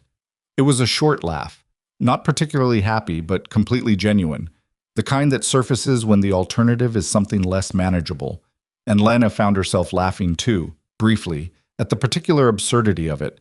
$11.50 and 1 cup of coffee that she had made last an hour because the warmth of holding it was worth the slowness of drinking it. "A cup of coffee," Clara said. "It was a good cup," Lena said. "Mrs. Aldrich at the boarding house made it." The laughter settled, but something had shifted in the room. Something that had been tight had given a little, and that was not nothing. But the circuit judge was a man named Aldred, broad through the shoulders and unhurried in his movements, with the quality of someone who had seen enough of human behavior to have stopped being surprised by most of it, but had not, notably, stopped being bothered by it. He held the preliminary hearing in Garrett's office because the town had no proper courthouse, and the office was crowded with people who had decided their presence mattered, which it did. Lena sat in the second row between Clara and Ruth. Ruth had her hands folded in her lap in a way that suggested she had decided what they were allowed to do and was enforcing that decision carefully. Clara sat straight and looked at the front of the room with the expression she'd had in the saloon. Clear-eyed and not friendly, the expression of a woman who had decided to witness this thoroughly. Creed was brought in from the jail cell looking considerably less polished than he had on his arrival. 6 days in a Wyoming jail cell in January had taken something off the surface of him, and what was underneath was less compelling than what he'd worn on top.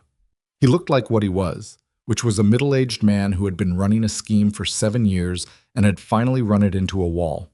He had a lawyer, a man named Pickett from Casper, who had ridden in on the morning stage and had the sour expression of someone who had read the case file on the way and was not pleased with what he'd found in it.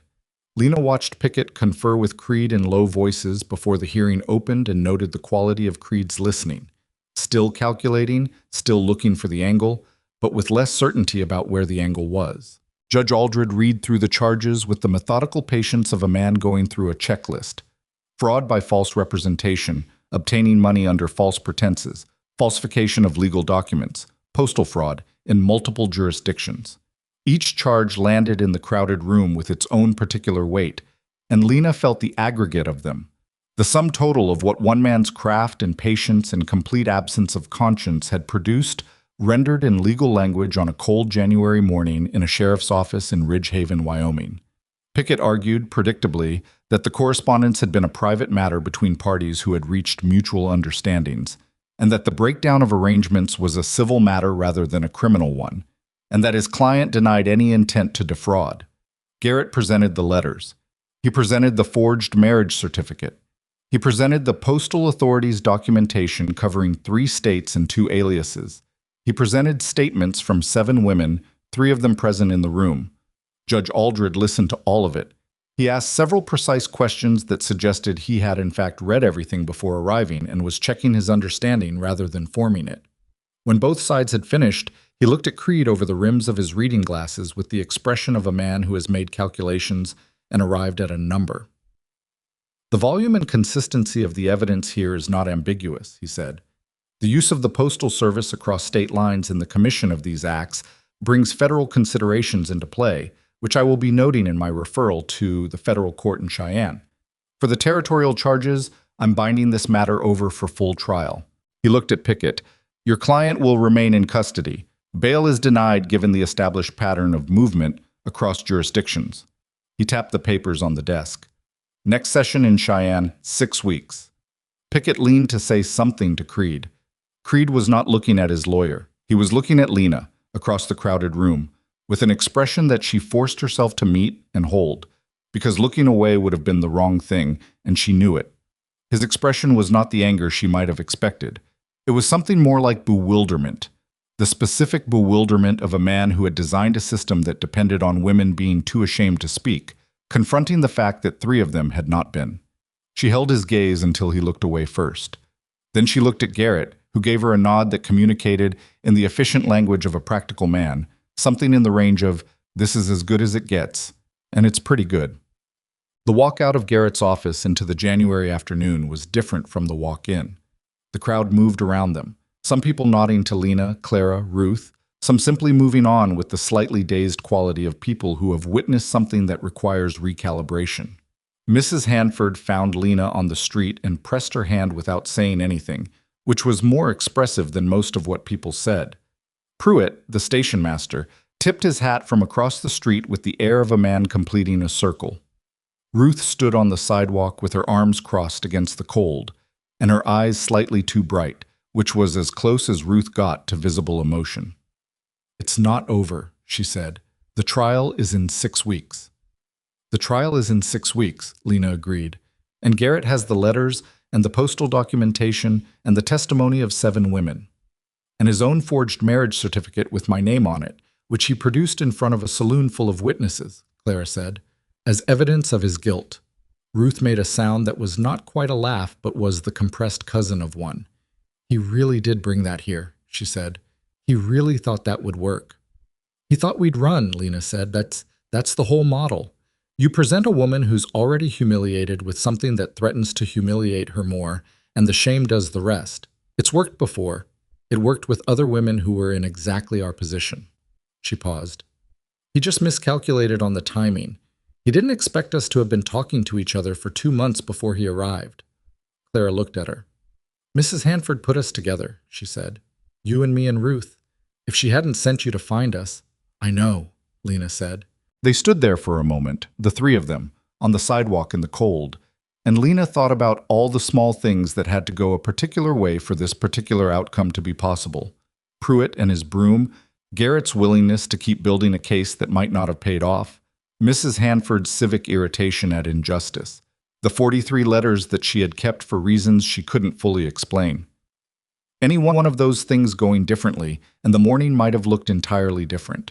She didn't say any of this out loud. It was the kind of thought that was worth having and didn't need speaking. "What will you do?" Ruth asked. It was directed at Lena specifically, and Lena understood the specific territory of the question.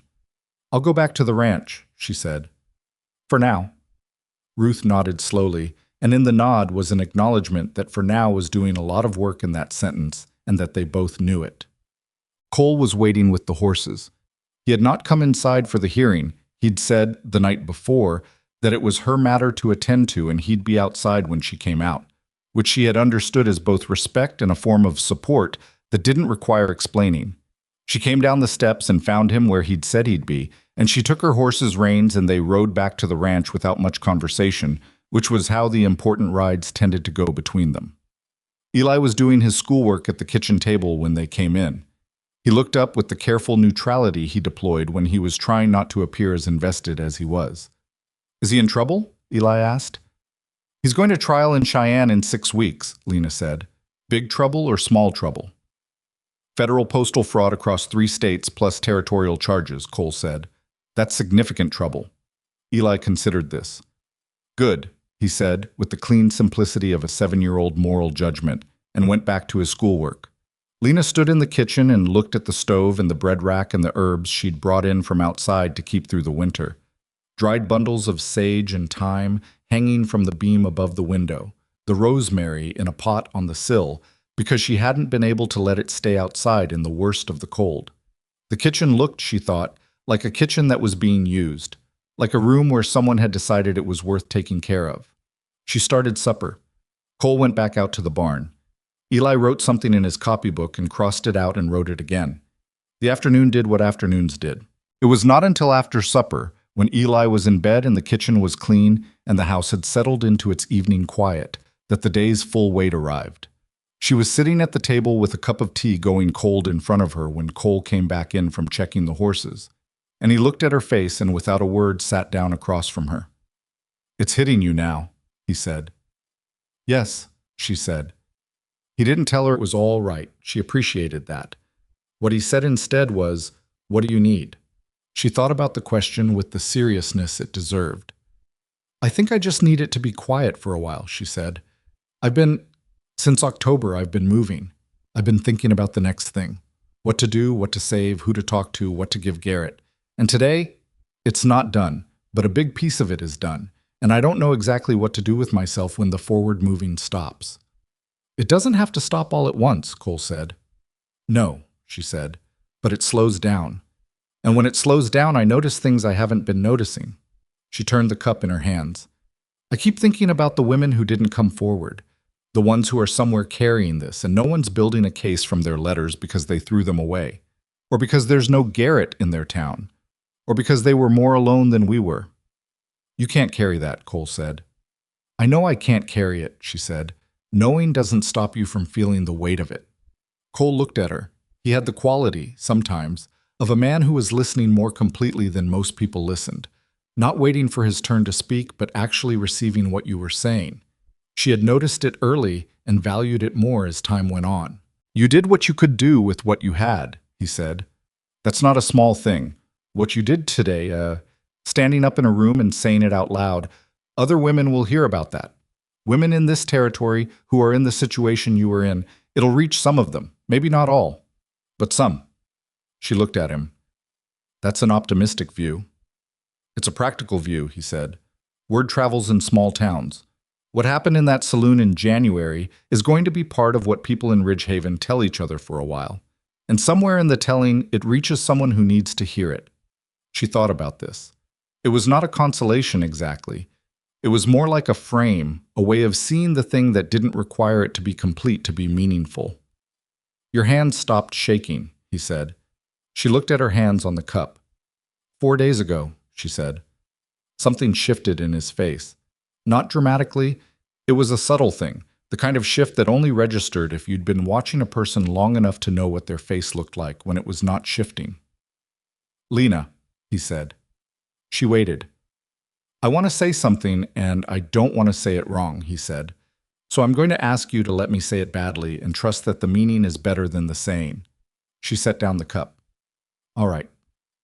When you came here in October, he said, I needed someone who could run the house. That was the practical truth of it. Eli needed someone to make sure he was eating properly and doing his schoolwork and not, he paused, disappearing into himself, which was what he'd been doing. And you did those things. You did them well. She said nothing. He was working toward something, and interrupting him would not help. Somewhere in the middle of November, he said, it stopped being about what I needed and started being about... He stopped again. I was a man who chose words carefully and was finding, clearly, that the words available were not precisely what was required. It started being about what I wanted, he said, which is different. And I've been sitting on that distinction because I didn't think I had the right to present it to you while you were dealing with Creed and everything that came with him. It seemed like the wrong time to add something to what you were already carrying. The kitchen was very quiet. The stove made its small sounds. And now? She said. Now it's a different time, he said, and I'm still probably saying it wrong, but I'd rather say it wrong than not say it. Lena looked at Cole Hart across the kitchen table, at the careful face and the quiet hands, and the man who had timed her speech in the saloon because he needed something to do while he was trying not to cross the room too early. She thought about the morning with the ladder and the shutter and Eli's running commentary about Crooked. She thought about I kept the bread warm in the evening conversations and the silence that had two kinds. She thought about the question she'd been sitting with for weeks, in the small hours and the quiet moments. The question of whether what was building here was something she was going to walk away from when she had enough money saved, or whether she had, somewhere without marking the exact moment, stopped counting. She had stopped counting. She knew that. She had stopped sometime in December and hadn't let herself look at it directly. You're not saying it wrong, she said. He looked at her steadily. I'm not asking you to decide anything tonight, he said. I know. I understand that trusting someone's word again, after what Creed did, is not a simple thing. I'm not asking you to trust a promise. I'm asking you whether there's something here worth looking at. She held his gaze. There's something here worth looking at, she said. The words sat between them, not large or dramatic, not more than they were, but they were honest, and they were said, and that was enough for a January evening after a hard day in a kitchen that smelled like sage and had a rosemary plant on the windowsill that had refused to die. February came, and with it the slow, grinding work of late winter.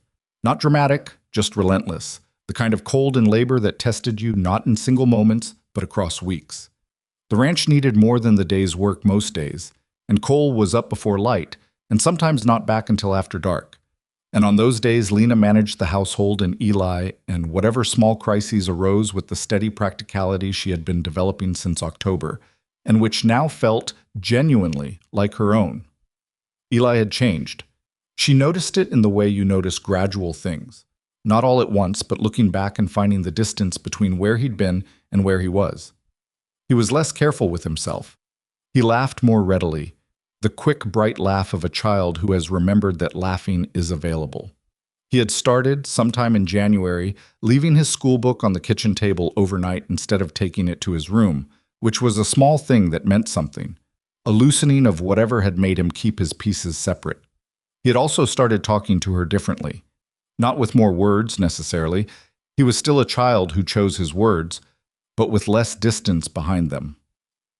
One evening in February, she was mending a tear in his coat, the same coat that Will Hartley had pulled, which she had mended once before, and which had now torn along a different seam, and Eli was sitting across from her doing absolutely nothing in a way that suggested he was waiting to say something. Say what you're waiting to say, she said. He picked at the edge of the table. Tommy Whitfield says you and Papa are going to get married. She kept her eyes on the needle. Tommy Whitfield says a great many things. He says his father says so. His father said a great many things about me last autumn, too, she said. How accurate were those? Eli thought about this. Not very, he said. Then perhaps Mr. Whitfield is not the most reliable source. A pause. Eli watched her work the needle through the coat fabric. Do you want to? He asked. The question was very careful, very precise. The question of a child who had learned to ask things exactly. She looked up at him. His face was the most honest thing in the room. No performance in it, just the real question underneath. I think that's something your father and I would need to talk about, she said. Not Tommy Whitfield's father. I know, Eli said. I'm asking what you want. Not what you're going to do. What you want. She held the needle still. She looked at this boy.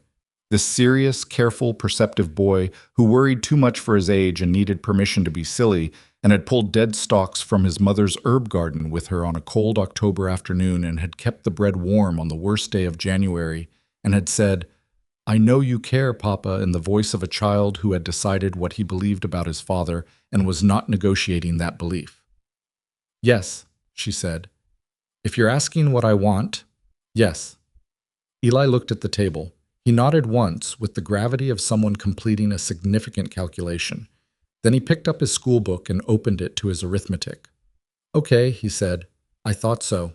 She went back to the coat. The kitchen held them both, as it always did, and outside the February wind moved around the eaves of the house, and the rosemary on the windowsill had put out 2 more small green shoots since January, and the sage hung drying above them, and somewhere in the house the drawer with Margaret Hart's note was exactly where it had always been. In the back of the kitchen drawer, folded along its creases, exactly where it belonged.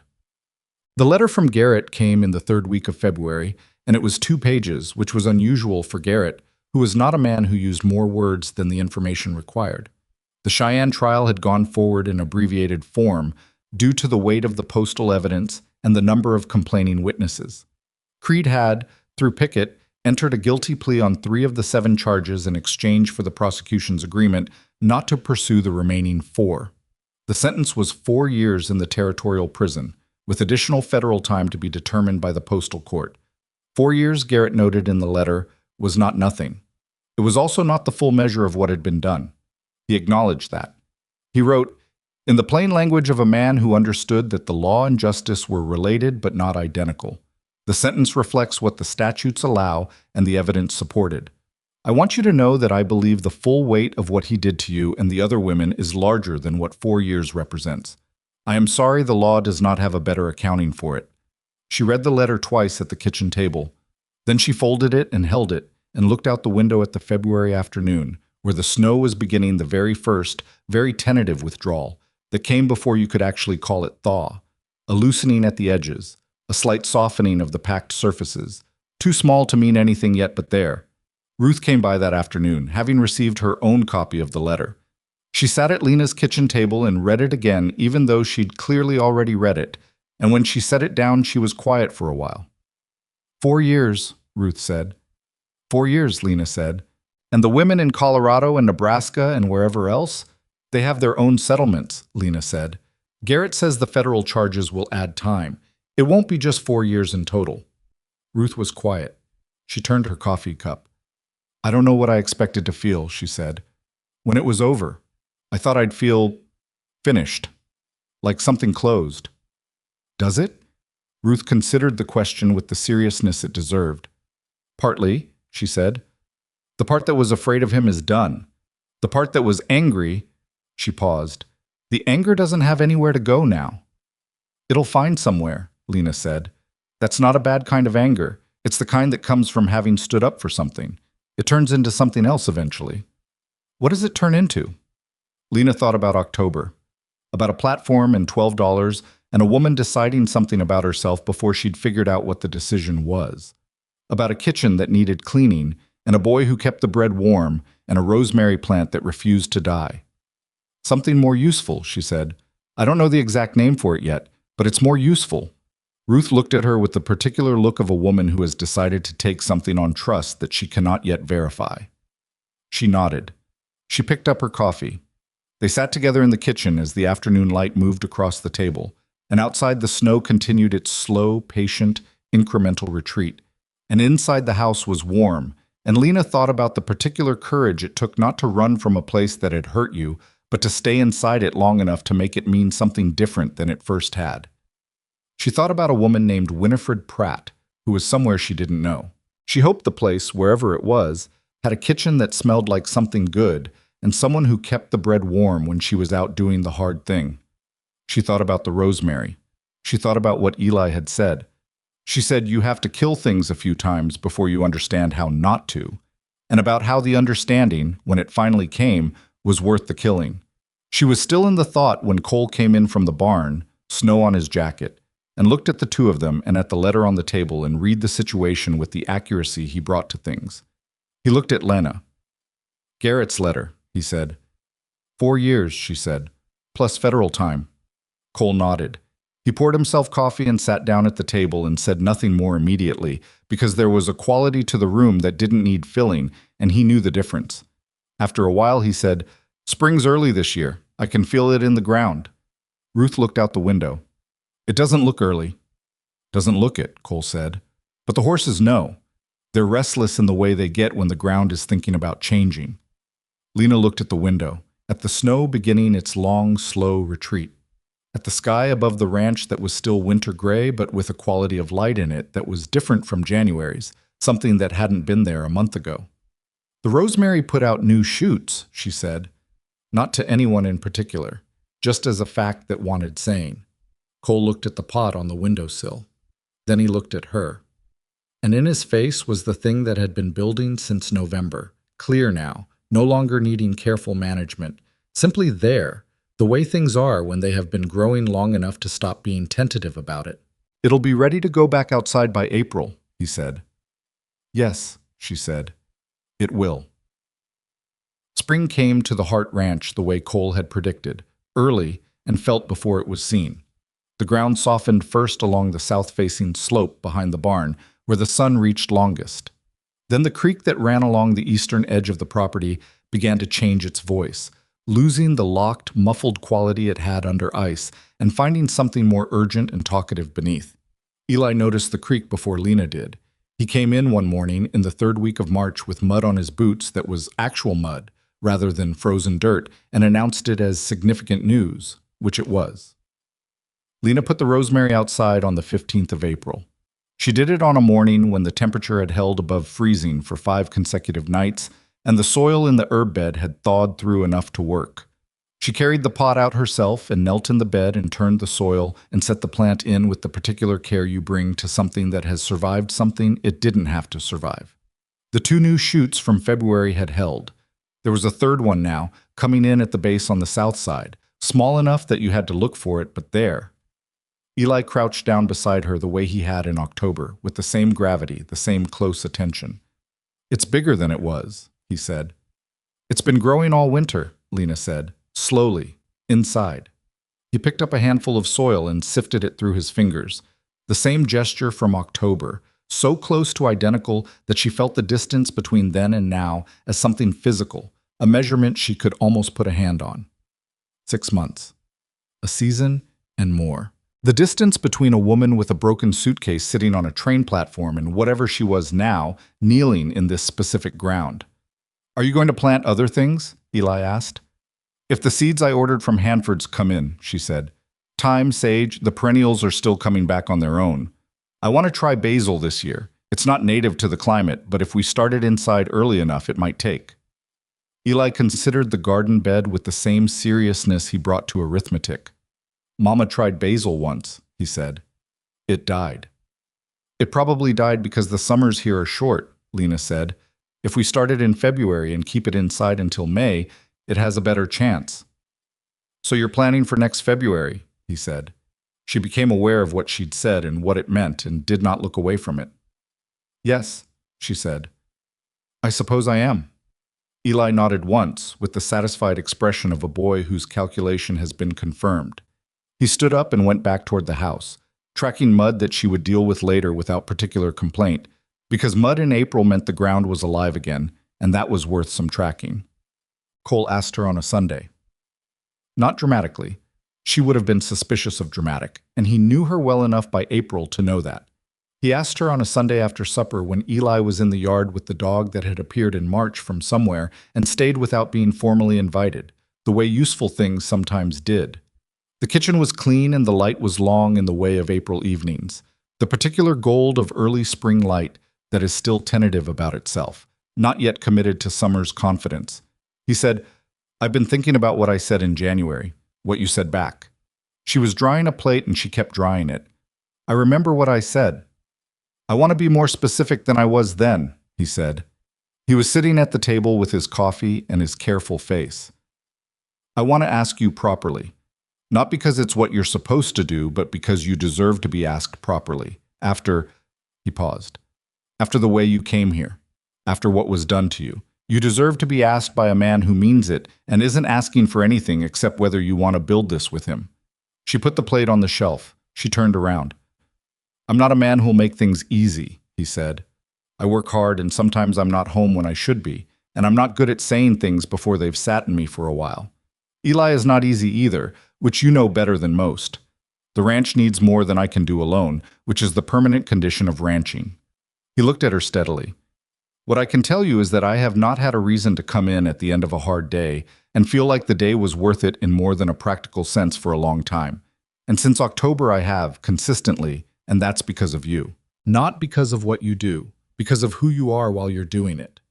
The April light moved across the kitchen floor. Outside, Eli said something to the dog that they couldn't hear through the window. "I know trust is not a simple thing for you right now," Cole said. "I'm not asking you to trust me the way you trusted Creed's letters. I'm asking you to trust what you've seen with your own eyes for 6 months. You've been here. You know what kind of house this is. You know what kind of man I am. Not from letters, not from a description. From being present in the same life." That was what reached her. Not the rest of it, though the rest of it mattered. But that. Not from letters. The absolute ground-level truth of what made this different from a train platform in October. From 6 months of correspondence she'd read so many times she could have recited them. She knew this man.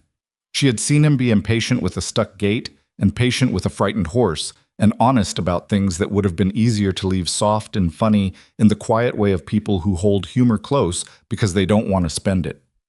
She had watched him look at his son and seen in his face everything a man couldn't put into words and didn't try to. She knew this house. She knew where the draft came under the east door and which board on the third step creaked, and what the kitchen smelled like at 6 in the morning before anyone else was awake.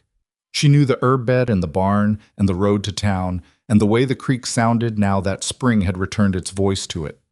There were no letters. There was only this. "Yes," she said. "Cole. Yes." He let out a breath. It was a small sound, almost nothing, but it was the sound of something that had been held a long time releasing, and she understood the size of it even at the small scale. "I should have asked sooner," he said. "You asked when you were ready to ask it properly," she said. "That's the right time." He stood up from the table. He crossed the kitchen in 3 steps. He was not a man who moved carelessly, and he didn't now. He stopped in front of her, and he looked at her face in the April evening light with the full attention she had come to understand was simply how he saw things he cared about, and then he took her hands in both of his. His hands were rough and warm and certain, and they did not shake. They were married in June, on the ranch, because Lena had not wanted a church, and Cole had not pushed for one, and Eli had expressed the strong opinion that doing it at home meant the dog could attend, which was his primary concern and which was, in its way, the clearest possible evidence that he had healed enough to care about something as wonderfully ridiculous as a dog at a wedding. Judge Aldred, passing through Ridge Haven on his circuit, performed the ceremony in the yard outside the kitchen door. Mrs. Hanford was there, and Clara and Ruth and Pruitt, the station master, and Garrett, and a small population of people from town who had decided, in the way of small towns, that this was a communal event and arrived accordingly. Ruth cried, which surprised everyone, including Ruth. Clara brought a cake that was excellent, and that she allowed no one to compliment without correcting the recipe in their mind immediately, because that was Clara's way with things she was proud of, and it was a good way. Eli stood next to Lena through the ceremony with the solemnity of an 8-year-old who had been given a job.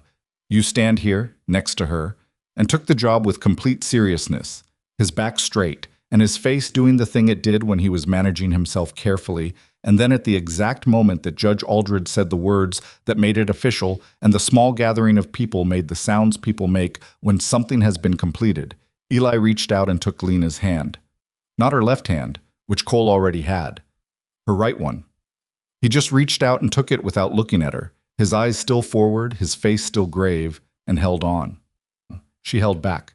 She did not look at him either, but her throat did something that required managing for a moment, and she managed it, and the June sun came down on the yard of the Hart Ranch, and the dog lay in the shade of the porch railing, and Ruth cried and Clara corrected someone's recipe, and the rosemary in the herb bed. Now fully established, its roots deep in the Wyoming soil, asking nothing of anyone and giving back its sharp, clean scent to the warm air, was more alive than it had any right to be given what it had survived. There are things Lena understood by the end of that summer that she had not understood when she stepped off the train in October. She had believed, arriving, that the worst thing that had happened to her was being deceived, that the $430 and the 6 months of letters and the cracked suitcase and the empty platform were the wound, and that what came after was the recovery. And that was partly true. But what she came to understand by degrees and not all at once was that the worst thing was not what Silas Creed had taken. The worst thing was what she'd almost let it take from her: the willingness to be present in her own life, the willingness to stay somewhere long enough for it to matter. Creed had built his whole system on a particular piece of knowledge about women who were alone. That loneliness made you want so badly to believe in something that you could be handed a version of a life in letters and not look too closely at the paper it was written on. And he wasn't wrong about the loneliness. She'd been lonely. Ruth had been lonely. Clara had been lonely. Winifred Pratt, wherever she was, had been lonely. The loneliness was real. The wanting was real. What was false was the idea that wanting made you foolish, that being hungry for a life was the thing that had been turned against you. She'd said something like this to Clara in late summer, sitting in the back room at Hanford's store, where Clara had recently been made assistant manager, a development that had clearly satisfied Clara a great deal, and which she mentioned without mentioning, if you understood the distinction. He used it, Clara said. The wanting. He didn't create it. It was already there because we're people and people want things, and wanting a home and a life is not a character defect. No, Lena said, it's not. The character defect was his, Clara said, using a person's hope as a tool. She adjusted a tin on the shelf in the particular way she adjusted things that were already properly placed. I spent 5 months thinking I'd been stupid. I've stopped thinking that.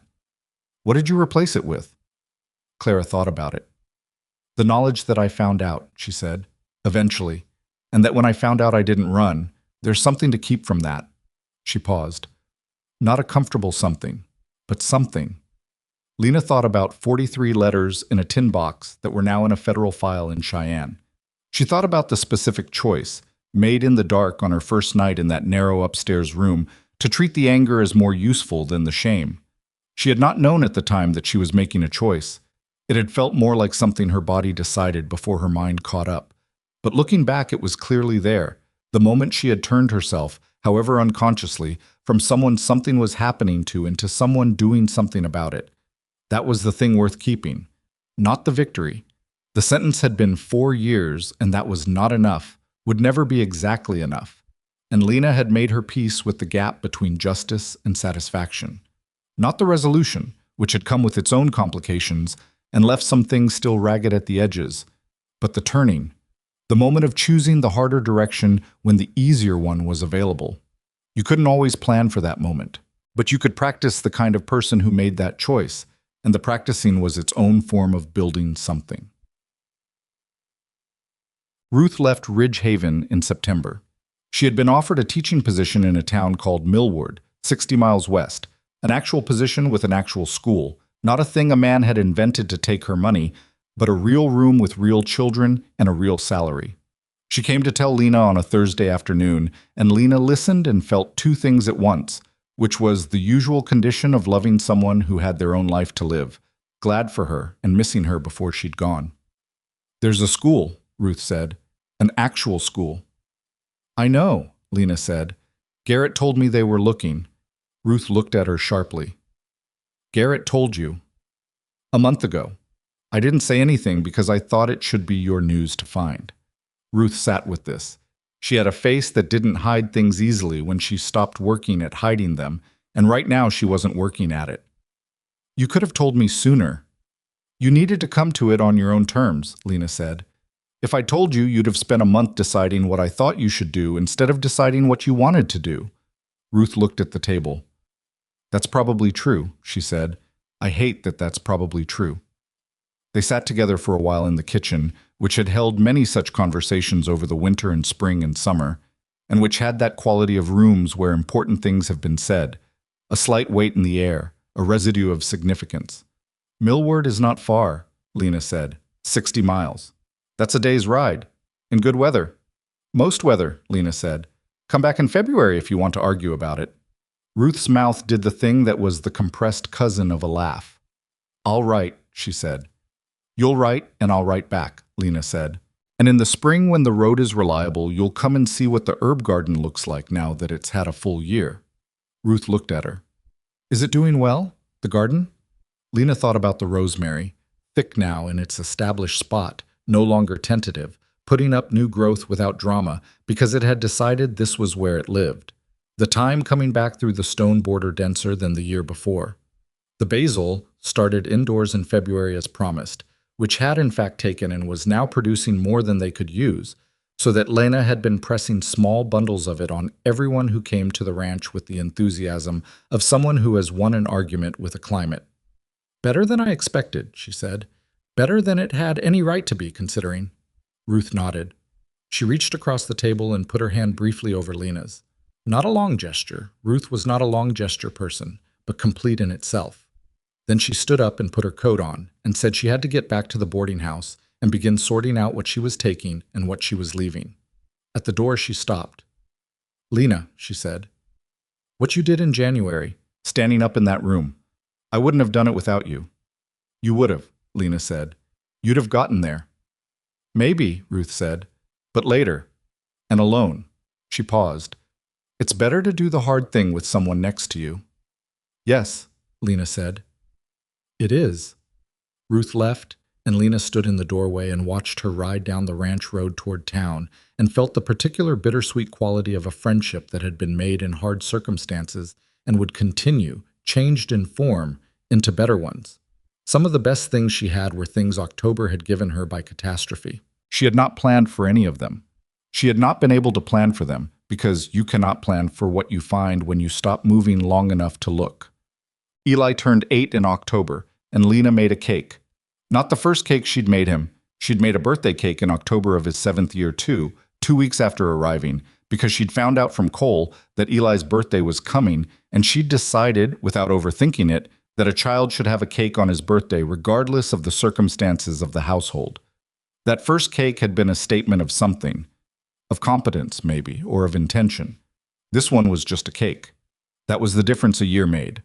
He blew out the candles with the seriousness that had become less covering for something and more simply his particular quality. A boy who was learning that you could take things seriously and still be light about them at the same time, which was not an easy lesson, and which he was getting at his own pace. He asked for the piece with the most frosting, which Lena cut for him without commentary, and which he ate with an efficiency that suggested he'd been waiting for it. "You know what today is?" he said. "Your birthday," she said. "1 year since you came," he said. "The train came in 1 year ago yesterday." She had noted it herself and not said anything, waiting to see if he would. He had. "1 year," she said. He ate a piece of frosting off the fork with the focused attention of a child extracting maximum value from a resource. "Are you glad you stayed?" he asked. She looked at him. The kitchen around them. The herbs in the window. The house that she now knew by heart. Every creak, every draft, every particular silence. The man who would be in from the barn in 20 minutes wanting coffee and looking at the cake with the expression of someone pretending to have less interest in the frosting than he had. "The dog asleep under the table on Eli's boots." "Yes," she said. "Every day." Eli looked at his cake. "Me too," he said. And then, with the timing of a child who has learned, somewhere from someone, that the moment after a sincere thing is a good moment for something lighter. "Can I have another piece?" "You just had a piece." "It's my birthday." "That argument will only work once a year," she said. "I know," he said. "I'm using it." She cut him another piece. Not as large as the first, but large enough because it was in fact his birthday, and because he had in fact earned it, and because the kitchen was warm and the day was good, and some things you simply did because the doing of them was the point. There is something Lena came to believe by the end of that first full year that she had not arrived knowing. She had come to Wyoming looking for a life that someone else had described to her. A life in letters, in someone else's words, promising a home that existed nowhere but in the telling. And when that life turned out to be an invention, she had believed, in the first terrible hours on that platform, that she had lost the chance at something. What she had not known was that you cannot lose the chance at a life by being deceived out of a false one. The real life does not work that way. The real life is not waiting for you at the end of someone's description of it. It is built, imperfectly, incrementally, from what you do when the thing you planned for falls apart, from who you are in the gap between the plan and the reality, from the people you stand next to in difficult rooms, and the bread you keep warm for someone who is out doing a hard thing, and the herb you carry inside through the winter because you are not willing to let it die. She had not built a perfect life. There was no such thing. The ranch was still more work than two people could do easily, and Cole still came home later than he should sometimes, and Eli still rushed his arithmetic, and she still woke at 4 a.m. in new seasons with the old anxiety, asking whether she was certain about things she was never going to be fully certain about. The gap between what Creed had taken and what any court could return was real and permanent. Ruth was 60 miles away. Winifred Pratt was somewhere she didn't know. None of that was resolved. Some of it never would be. But resolution, she had learned, was not the same thing as wholeness. You could be whole without being finished. You could stand in a kitchen in the 2nd October, with a boy eating his birthday cake across from you and a man coming in from the barn and the rosemary growing where it had decided to grow, and understand that this was it. Not the prelude to the real thing, not the stopping place before somewhere better, but the real thing itself, built from the ruins of a plan that was never worth having and made into something that was. She had not found what she came looking for. She had found something else entirely, harder to describe, harder to plan for, harder to lose. And she had found it by staying when leaving would have been easier, by speaking when silence would have been safer, by letting herself be known in a place she had every reason to pass through and no particular reason to love. The reasons came later. They always did. First you stayed, and then the reasons found you.